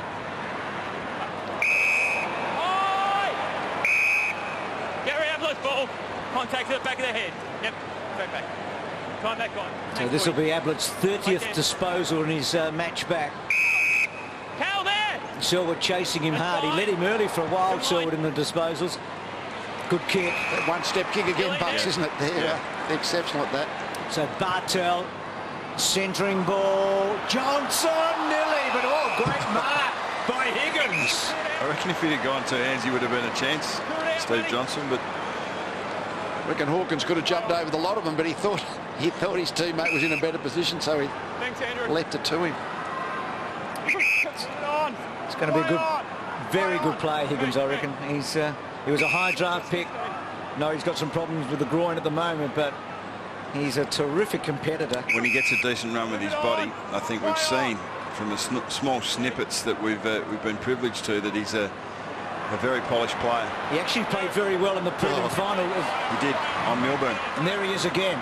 Kicked a couple of goals early. Morris, missed by Harbrow, goes again. Got the hand pass to Ward. Ward's got the football and feeds it back, taken by Pickin, who gave it across to him. Now, Cross gave it forward. It's all rather confusing. Pickin's got the football on the wing, goes inside the forward 50. Hahn is down there. Had it knocked away. Still Hahn after the football. Wajinski thought he had it for a moment. Overstepped it. Now Hahn, is he holding on to it? Yes, he is. Must make an attempt, Mitch. Go through, mate, go through. That was a good play by Taylor, just to be really careful when he approached the player who had his head over the ball. Just you've got to go with so much care. Stayed off him, got the hold in the ball. Taylor towards the wing then. Ball runs free behind. Gilby has some help on his knees. Hudson back to Gilby, comes across the ground, and the mark is taken by Harbrow. Thank you, Steve. Wider still to Lake. Now he's got Higgins on here, Lake. He goes shorter to Cross. Can he run the ball? He's still got Higgins on.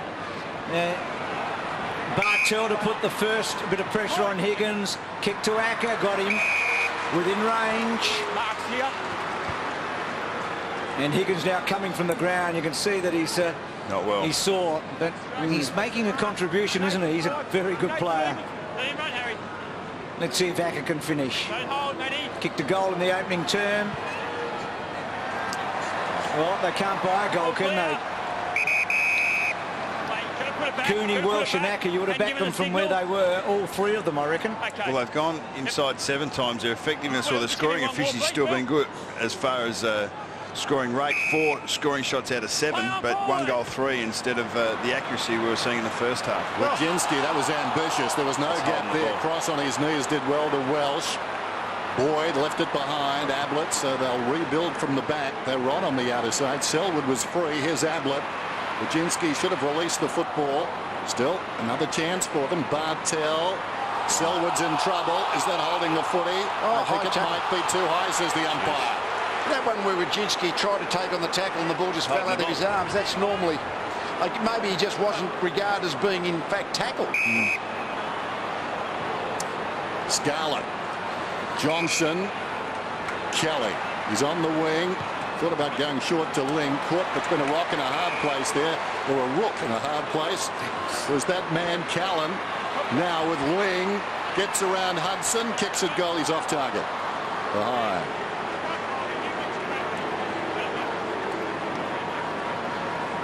Callan just split the difference there. Came halfway between.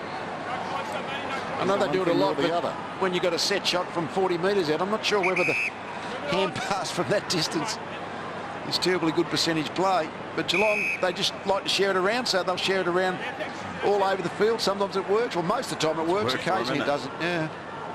So Ward got it short from Eagleton. Dennis talked about their match at School Stadium last year. And 15, play on. they were blown away that day, the Dogs. So let's just see what they can do in the last quarter and a half here. Good kick by Williams to Ackermanis. He's right on his distance range, you would think here. He should get the distance. Where you are? He's had an almost game, Acker, hasn't he? I mean, he's had enough of it. 16 disposals, but he's coughed it up a few times tonight. Missed a goal a moment ago. Kicked one. Let's see if he can land this one home. Kicks on the 50. It's coming back. It's a good kick. He's got it. So he gets his second, Acker.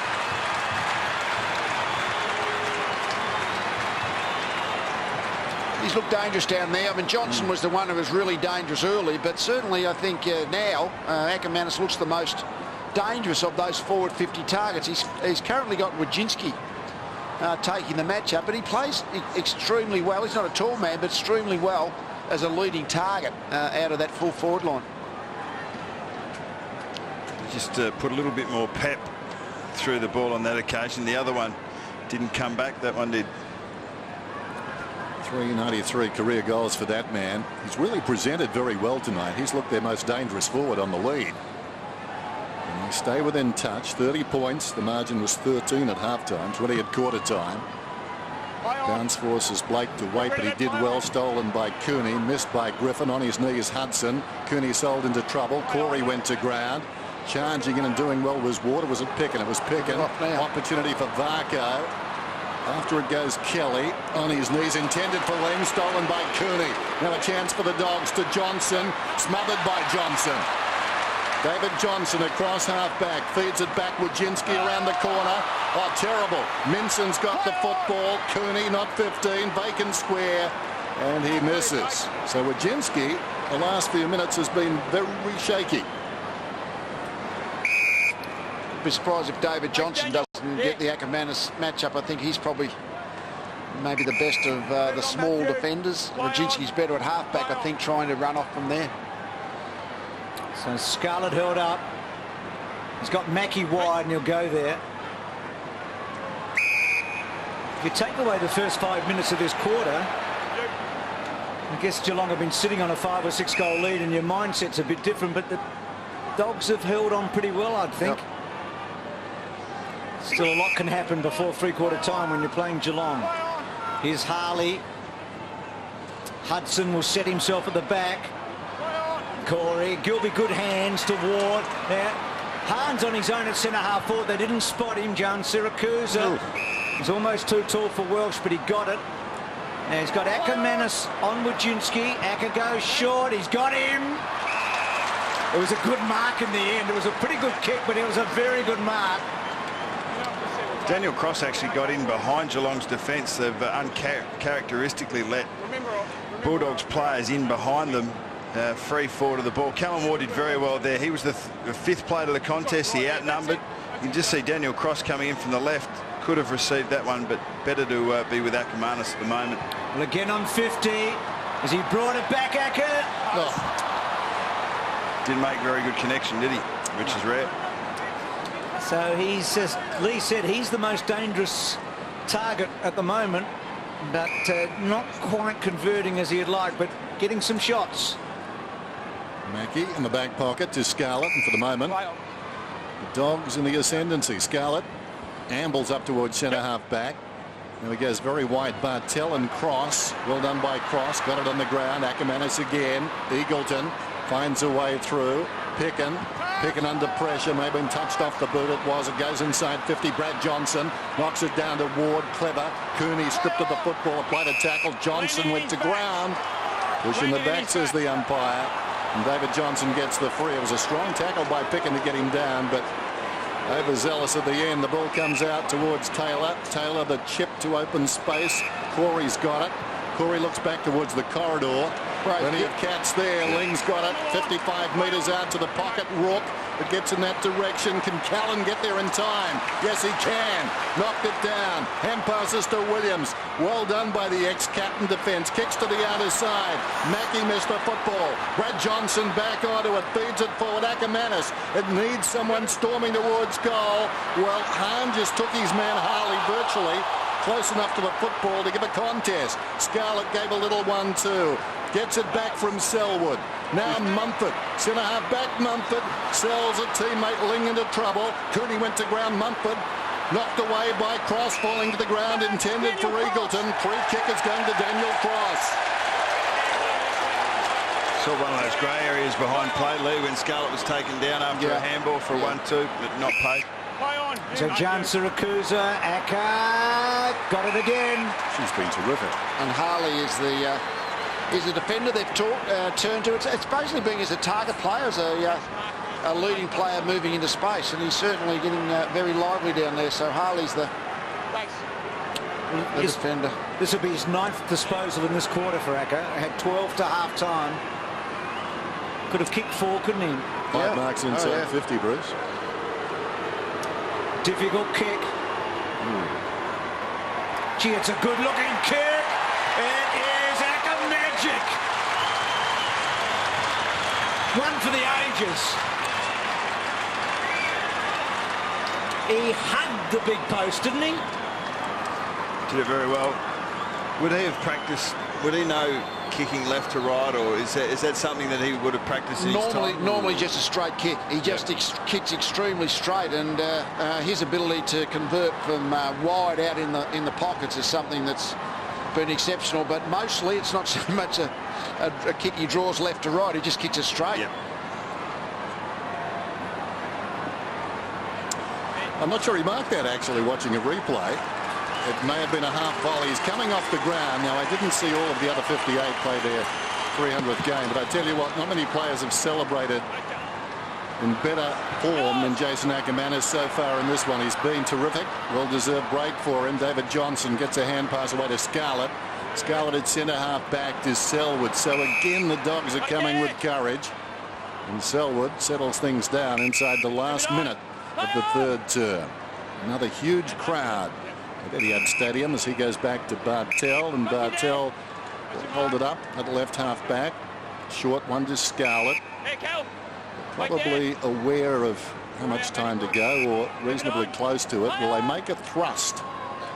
Scarlett now decides he'll run. Kicks for space, taking off his Rook out towards left half forward. Gathers the bouncing ball to Selwood.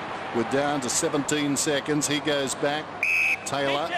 And Taylor just forward of the wing. I think the moment may have passed. Taylor, yes, it has passed. Taylor. Selwood. Just backs off towards the middle. Ill-directed. Eagleton. There's the siren for 3/4 time. Well, they skipped away, the Cats. They started the 3rd term brilliantly. But once again, the Western Bulldogs dug deep. Pardon the pun, and they found something. 14-12 to 11-8. 3/4 time. Joel Selwood getting some treatment. 27 possessions currently. Ablett 32. Rook's had 6 possessions.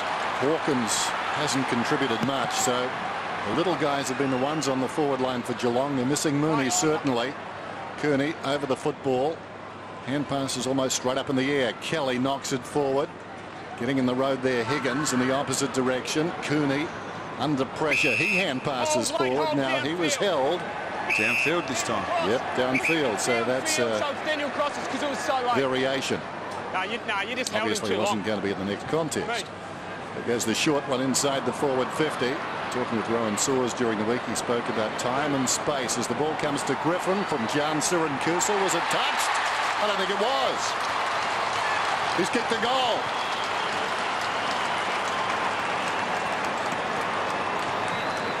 I don't think there's anything in the rule book about what you can do on the to shepherd the ball through on the goal line. But if you did this in normal play, to completely keep the opposition player away from the footy, as I think it was Hahn did to Taylor, you'd get pinged for sure. But there seems to be just an unwritten rule of what you can do on the goal line to shepherd the ball through, and certainly Hahn made full use of that.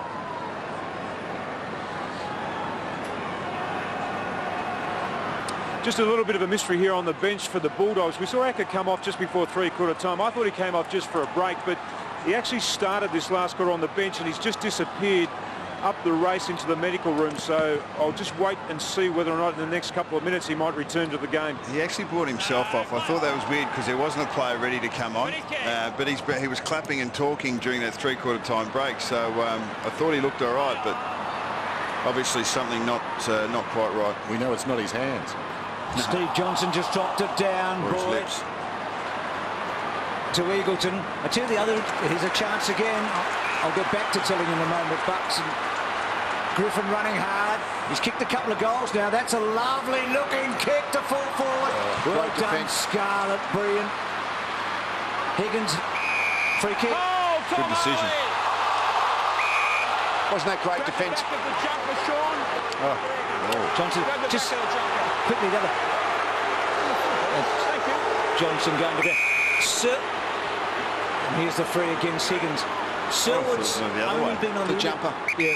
Selwood's only been on the interchange for 10 minutes tonight. Now he's on the interchange at the moment.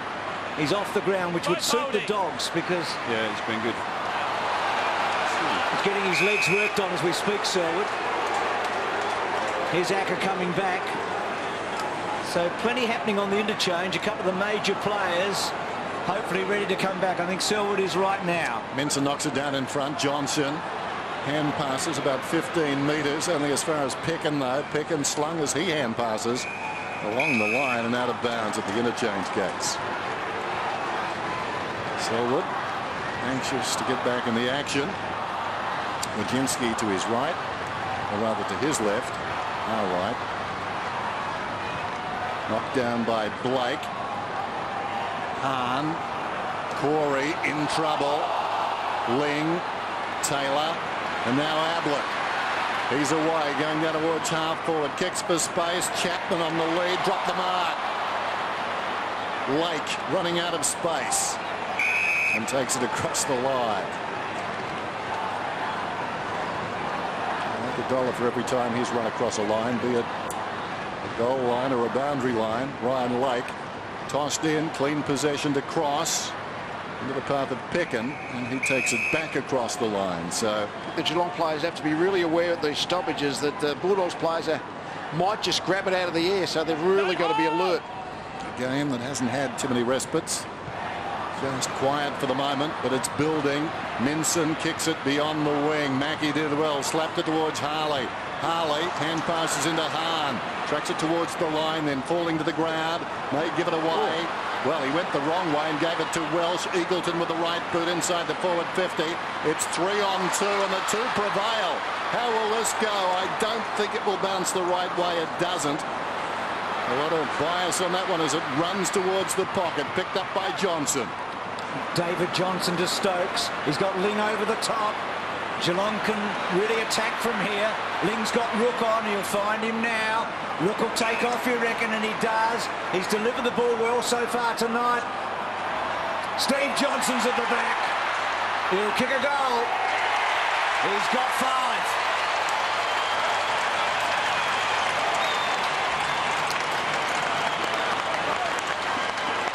Yeah, his ankle's obviously come up okay, and he's been very dangerous inside that forward 50. The Bulldogs, geez, they were on there. It was Hill, I thought, could have nearly steadied and straightened up rather than kicking around the body. And it can tell you, when you make a skill error or a decision like that that doesn't come off, how effective an opposition can be when they're as good as Geelong.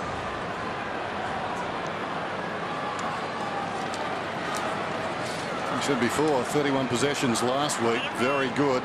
Manufactured some goals but didn't kick one himself. Tonight, 9 possessions, all kicks for 5 goals. His best effort against the Western Bulldogs, and that was a timely one. Just stop their run again. Been that sort of night for the Dogs. Callan down towards half forward. Harley used the body, leads back in the race, put the head down, coming in the opposite direction. Hahn lift the ball behind. Harley sweeps the hand pass out to Selwood. Nice work. Varco, haven't seen much of him. Ling sold into trouble. Well, Minson took him down heavily. That hurt. In goes Varco again. Selwood's in there, and the umpire calls for it. He's up. Takes a fair bit to stop him. Minson crashing down on top of it. So a bounce just inside the centre square. And the Dogs making no impression at the moment. Try as they might. In right. Cocks it up. This man's been good in the final term. Question of accuracy. Oh, what was that? Behind. I'm not sure, had it been online, Scarlett wouldn't have touched it. Could be a turnover here. No. Harley kept his call. Mackie to Ablett. So Griffin getting busy in this last quarter. Ablett's kick not really to the advantage of Rook, but Rook just hassled Williams off it. Varco heard the call from Kelly to David Johnson. Kicks to Sinafo, not a good one. Cross. Harbrow. Big chance here. Eagleton's away. Running hard. Little one down the line. Hill. Stops and props. Back to Eagleton. Can he get enough on it? He's given it a long whack. Oh. She kicked it well, didn't he? Oh, sorry. Go. We'll wait for the signal. So hitting the post, Eagleton, from 55 metres out on the run. Well, next goal tells a tale. You reckon if the Cats get it, they're home? If the Doggies get it, well, who knows? They've been very good in contested situations, the Dogs, early in this game. Early in this quarter, they're bludgeoning it forward and putting a lot of pressure on the Cats' defence. Hawkins, a strong mark from the Selwood kick. Just wait. Back around. Back a metre now. Needed to hold that. Let it come to ground. The Dogs would have been away. I think Hawkins will come back in the centre square. I think he might go along the line with the... He certainly doesn't. Kick. Even that, he's put it out of bounds on the full. Max, back to him. Max, back a metre. Thank you. Well, he's testing their patience tonight. Play on. You, mate. Margin is 20 points. It's 22 at three-quarter time. Callan Thank you. in the back pocket. Gilby wants it short. He's got it now. Still in with a hope. Still in with a chance of pulling off a major upset. Into Gilby. Runs it across the ground to Callan.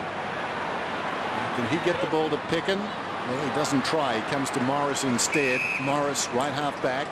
Looks inside. Nothing on. Goes short along the line. Over the head of Jan Siracusa. Enright hasn't got the football. Bit stiff.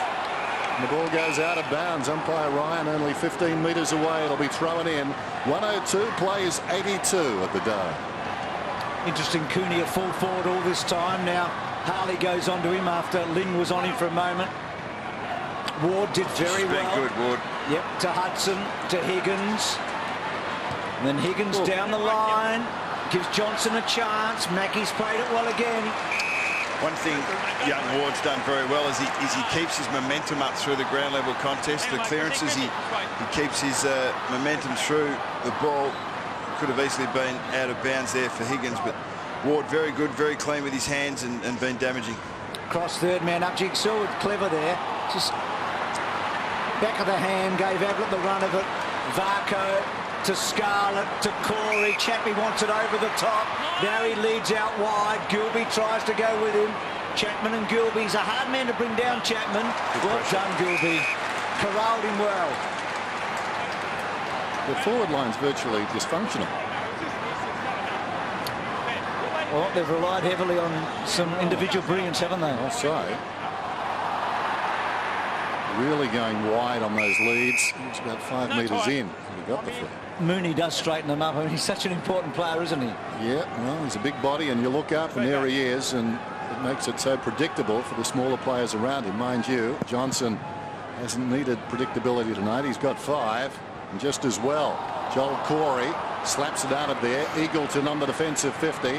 Clever, dances his way through, but misdirects the footy. Ling's got it now forward of the wing down towards right half forward. They do rely on that quick movement through the middle of the ground, their forward line, and when the Dogs haven't allowed them as much of that in this quarter, and it does affect the effectiveness of their forward line. Well, Rook has just cleared out. He's come outside the forward 50, and they try and kick it long, and that's part of the problem. Intended for Hawkins.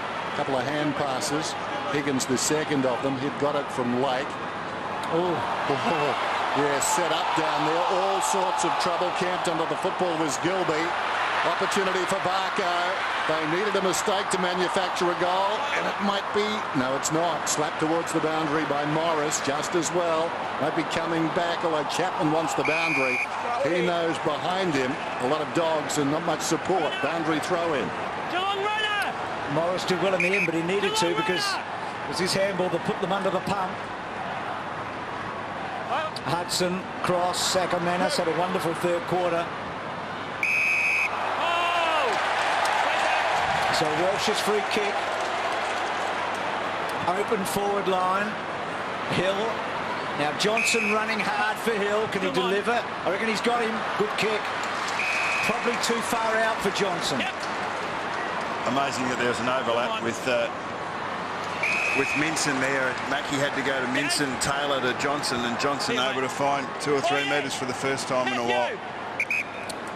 Bulldogs have had 7 of the last 8 scoring shots in this match. They've kicked 3-4 to a goal. So they're coming at the Cats. Johnson off the ground. Boyd. This would take a Ackermanis type kick, wouldn't it?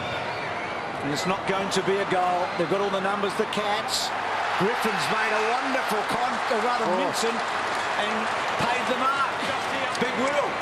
Most annoying when there's 2 Geelong players, particularly when Mumford's there, when the one Bulldogs player. I think that's the kind of situation where the 2 Geelong players couldn't coordinate themselves. They weren't sure whether to try and mark it, whether to spoil it. A good grab by Minson. Well, if he kicks this, they're a huge chance, you'd reckon. They're a huge chance.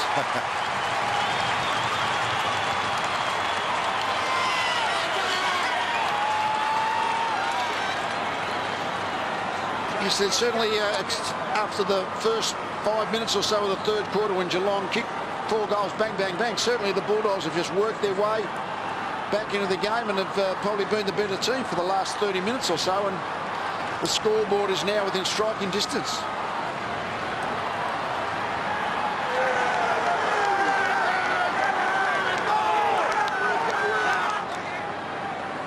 Well, they're sticking at it.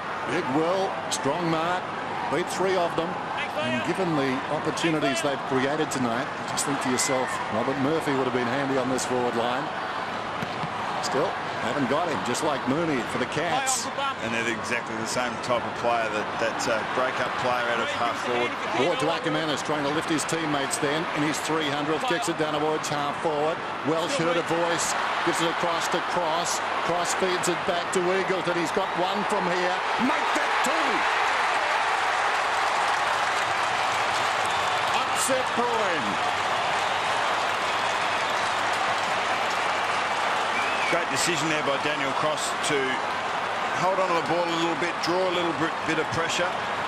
Good contest there by Higgins to bring the ball to ground. Welsh, nice little handball in here. Cross just heard the call from behind him. And I reckon Eagleton would have been absolutely screaming because he knew he was on his left foot.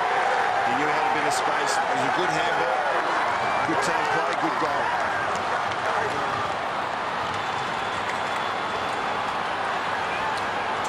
Suddenly the Dogs have got goal scorers. They've got 8 of them. Geelong, 3 players have kicked 12 of their 15 goals so far. Dogs within 8 points.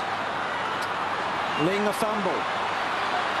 Ward brought down. Selwood in Tight places. Kicks to centre half forward.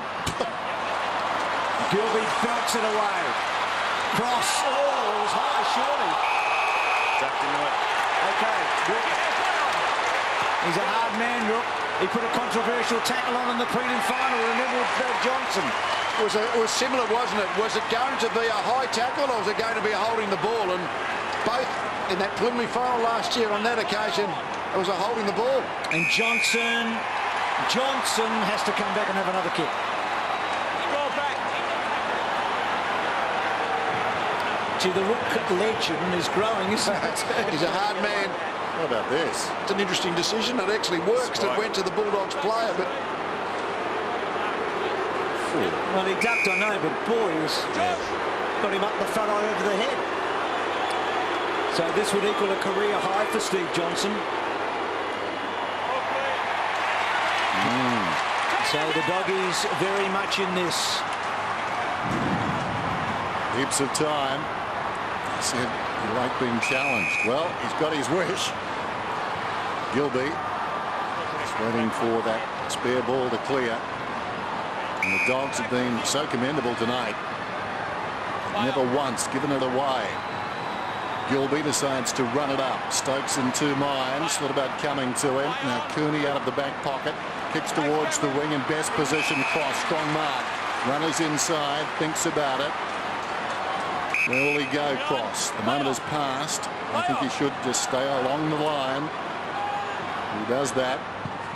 Oops, terrible kick, but it works out okay under the chest of Hahn. He was looking to go closer to the boundary, but Hahn's got the football just forward of the wing. Chips towards half forward. Johnson slides in. Brad Johnson. 3 goals. Very good in the first half. Found Mackie harder to beat in the second half. Johnson again hugs the boundary.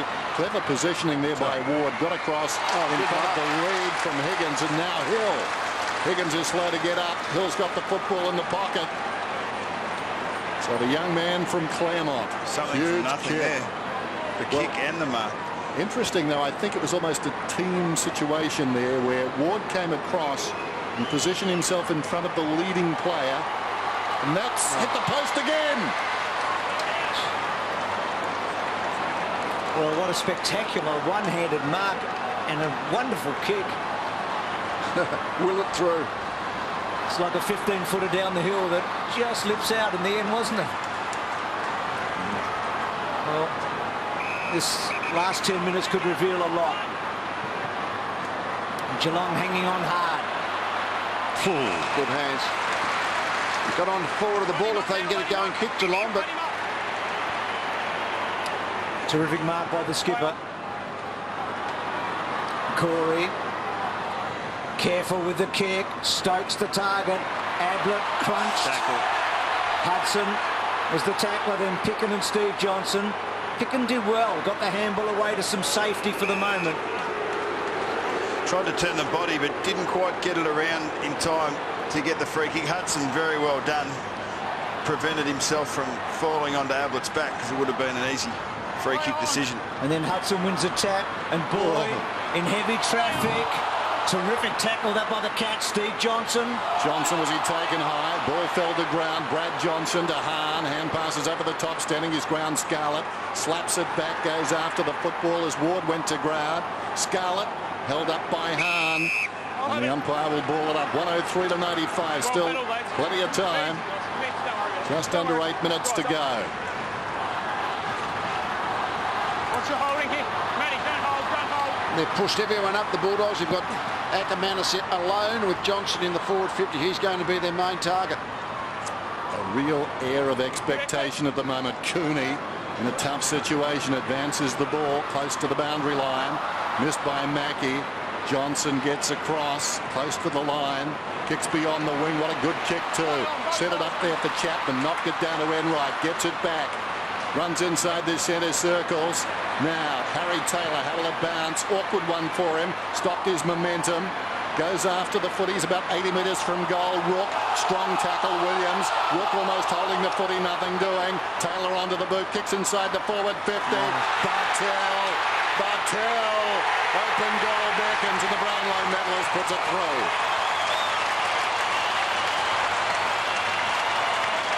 Great play by Geelong. Steve Johnson actually pushed up out of the forward 50, in behind the ball, was able to win the clearance that the Bulldogs got forward. Good contest there by Chapman. The key was that he kept his feet. This contest here, when Max Rook took that ball, he was 40 metres away from the Taylor Lake contest, outnumbered, worked his way to the contest and created that option.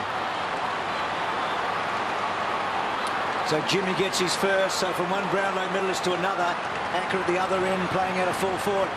What does it take to bring Rook down, do you reckon? I mean, he just so strong, isn't he? Yeah. He holds up in the tackle again, so important there. Ling can't quite get a clear handball. Gee, the Dogs have been good. We know the Cats are good. They always are. No fire, no fire. Just that last goal was almost four really strong bodies. They were able to just break through the tackle, or at least not be pinned completely by the tackle, and then Bartell's body use was able just to shift his Bulldogs, the player, under the footy.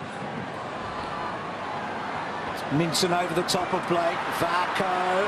Gee, terrific hip and shoulder, John Siracusa. Kelly's handball effective. Scarlett straightens up to Ling. Again, they're able to hold up in the tackle, the Cats. But the tackles are coming. Brow's got to go hard here. He does. High, surely. Advantage to Boyd. Chapman's had a finger. Yep. So Chapman in some pain there. Brad Johnson wants Acker. A good mark. By Enright. He was unhappy with the treatment he received.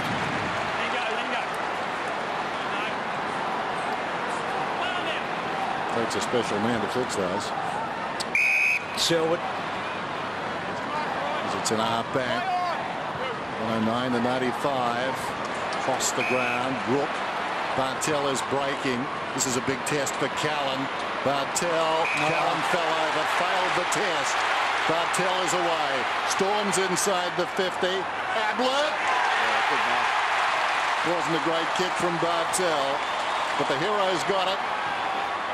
And he's kicked it behind.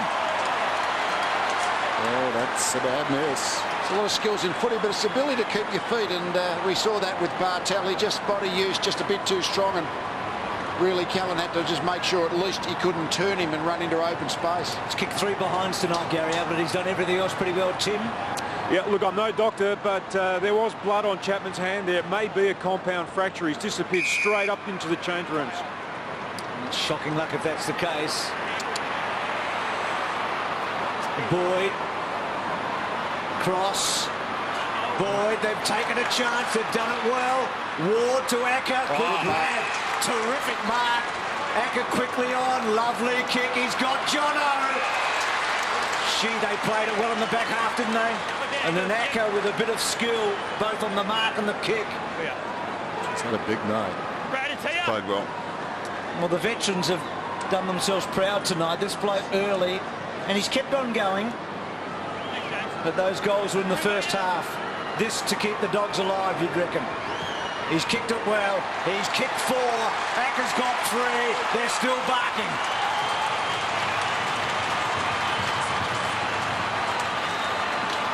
Fantastic use of space, the ability just to lead hard up inside the centre square and just be able to really reach up and take a contested mark virtually on the lead. But then once you had the ball there, then the angles are always going to be Johnson just headed for the flank, and that's a great way to kick, just perfectly to where Johnson was going to be at the end of his movement.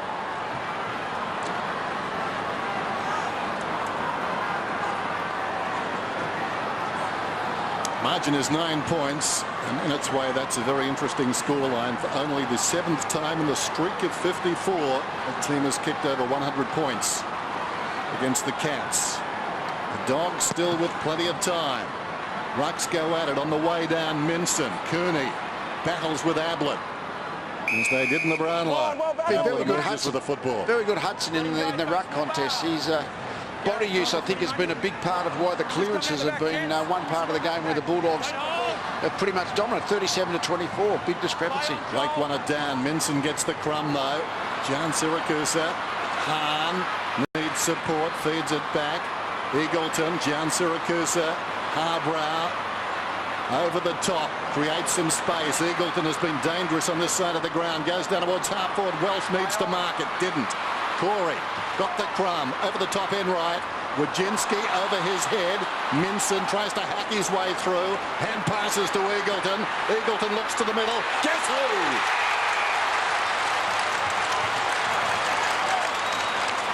Akermanis' opponent, David Johnson's holding his arm about 40 metres away. Something happened off the ball. Not sure we might see what happened. They just pulled into the ground. Well, do you believe in fairy tales? This to make the margin 3 points. Akermanis has nailed it.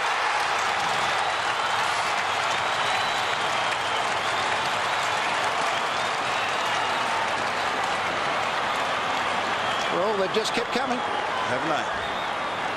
Just kept coming. He's been really dangerous up that full forward line. It's interesting. He was coming off Wojcinski. Johnson's now got the job, but bit of pushing and shoving going on forward of the footy.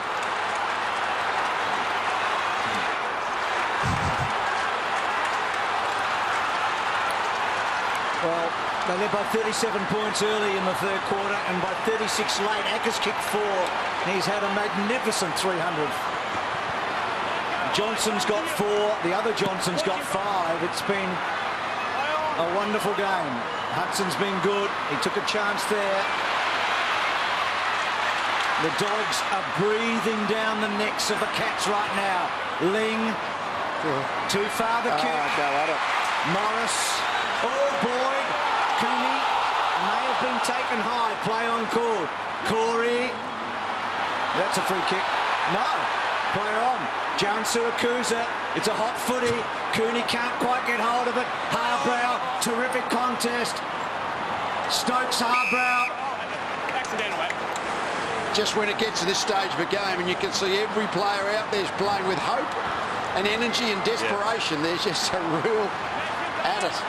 Bounce right on the 50. Just under 3 minutes to go. The ruckman lock up. They fight a draw. Griffin, who started the term so well, back to Hudson. Clatters his way through. Harbrow went in strongly. Barco couldn't control it. Taken by Harley. Well done, Pickin. Comes back to Barco. Barco finds a way through. Snaps. And I think he's kicked it. 2.5 minutes to go. 9 points the difference. And hasn't he matured as a footballer? His work rate when the footy's in his area is as high as any. He plays his role to a T. You can see there the first little tackle on Hudson, the follow-up. Probably took his eyes off the ball there, didn't take it cleanly, but stayed in the contest. Showed a little handball there and snuck it in. Great play.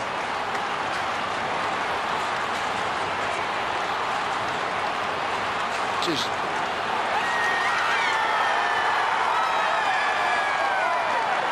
Well, in this Indigenous round, he led them onto the field tonight, Varco. He may lead them to victory with that goal. Still the Dogs with some time. Hudson can't quite get the handball away. High ball. No, he's just battling. His mess before loved that desperation, just pre that goal. I think Ling, more than anyone, just really imposed himself on the physical contest around the Geelong centre-half forward position. Ablett can't get through, but he gave the handball cleverly to Enright, to Kelly, to Selwood. Well done by Scarlett on Johnson to pave the way for Wojcinski. Back to Mackie. Wojcinski at half-back. Took a chance. Kelly squeezes it. He had 2 options, Rook or the line. Either would do in that situation. Well, the Rockets learned a bit about his team tonight, and I reckon he'd like a fair bit of what he's learned. They were 6 goals behind twice in the third quarter. They're still behind. It's been a fabulous contest. It's deliberate. Still a chance. Maybe last roll of the dice here. John Siracusa at the interchange gates, told to play on. Ablett just standing on the mark. Well, neither man is required to do anything after the call of play on. He goes down the line with precision. Welsh has got it. 116 to 107. Welsh He too is told to play on. Centering kick. Cross has got it. Cooney to the opposite side of the ground. Now Gilby, as we know, is a long kick. Rook stays off him. Gilby kicks. Minson almost the mark. Goes after the crumb. Picken finds a way through. Snaps. And the son of Billy has kicked it.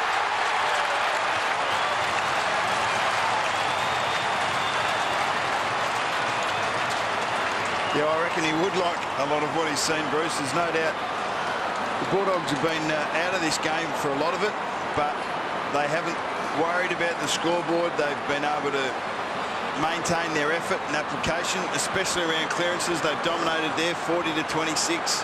They've started squaring up the inside 50s a little. They've been very effective going inside 50, and they've kept themselves. They can win this game. Terrific goal. Acker's in the goal square. What are the odds that he could kick the winner? They've been in front for 2 hours and 2 minutes, the Cats. Dogs have led tonight for 2.5 minutes. There's 8 one-on-one contests in front of the ball for the Bulldogs. They've not allowed Geelong to go loose behind. They've manned up every one of Geelong's loose defenders. Cross was terrific there because Corey had his mitts on it, ready to give a handball away, and Cross won it back. Huge centre clearance break. Boyd. And he couldn't get an effective kick away. Harbrow does though, and Walsh has got it. Probably too far out. Acker goes now. Goes short. Acker. No. And no free kick coming. Rook off the side a bit. May find the line. Though Varco kicked that goal. Waits and waits. Over the top for Ablett. Set him a task. Harbrow, Ablett, Harbrow, and now ball up. Now, I'm sure the runners will be out there now telling them that there's 20 seconds to go. So it's a question of Geelong. All they have to do is really hold it in. Speaking of holding, could have made a case for Acker right there. Bounce outside the 50. Slammed inside the 50. Harley under pressure. We're down to 13 seconds. Hahn with strength. Bullocks his way out. Snaps across the face. Johnson. Johnson is marked. And will kick after the siren. Can't play on. Runs around. Well, the clock actually has zero. The clock has zero. The siren goes. There's one that we probably will have to talk about later. But the umpire called time on. I hope so. There's the siren. Johnson comes in. He's missed. Johnson has missed. Reminiscent of that game against North Melbourne last season at this venue. Johnson, after the siren, has missed from 10 metres out. He couldn't run around. What a 300th he played. What a remarkable game.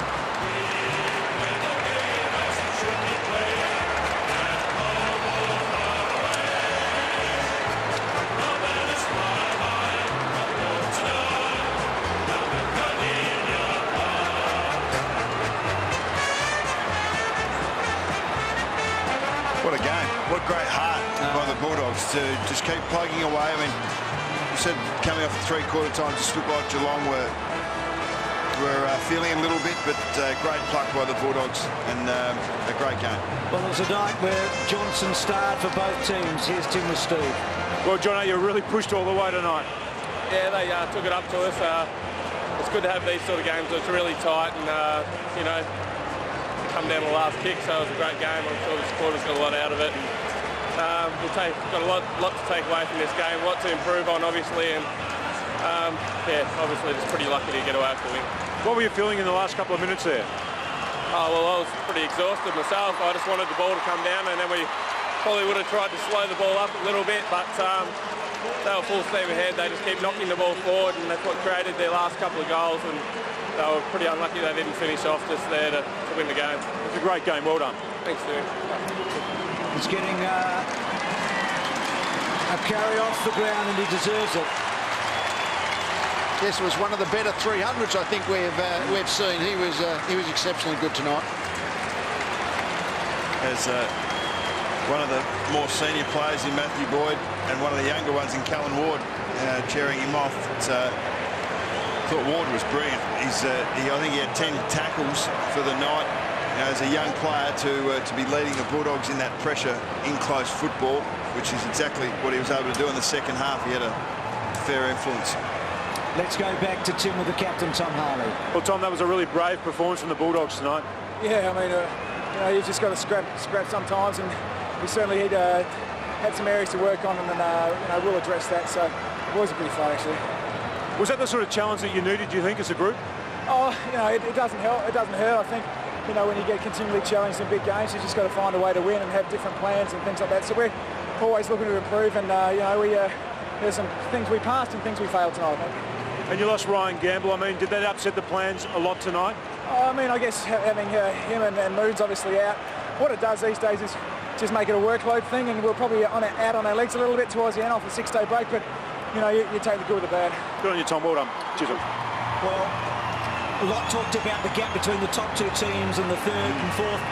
At least for tonight, there wasn't much in it, because that obviously could have gone either way with that last kick. They meet again in round 21, these two teams, back here just before the finals. Great game of footy. Well, Bulldogs, they were the main challenger last year, and on tonight's performance, they might be the main challenger again out of that middle list group. So what a game. It had the lot, didn't it? Heroes left, right and centre. Only one winner. The Cats keep that streak going. They're 9-0. They won it by 2 points over the Dogs.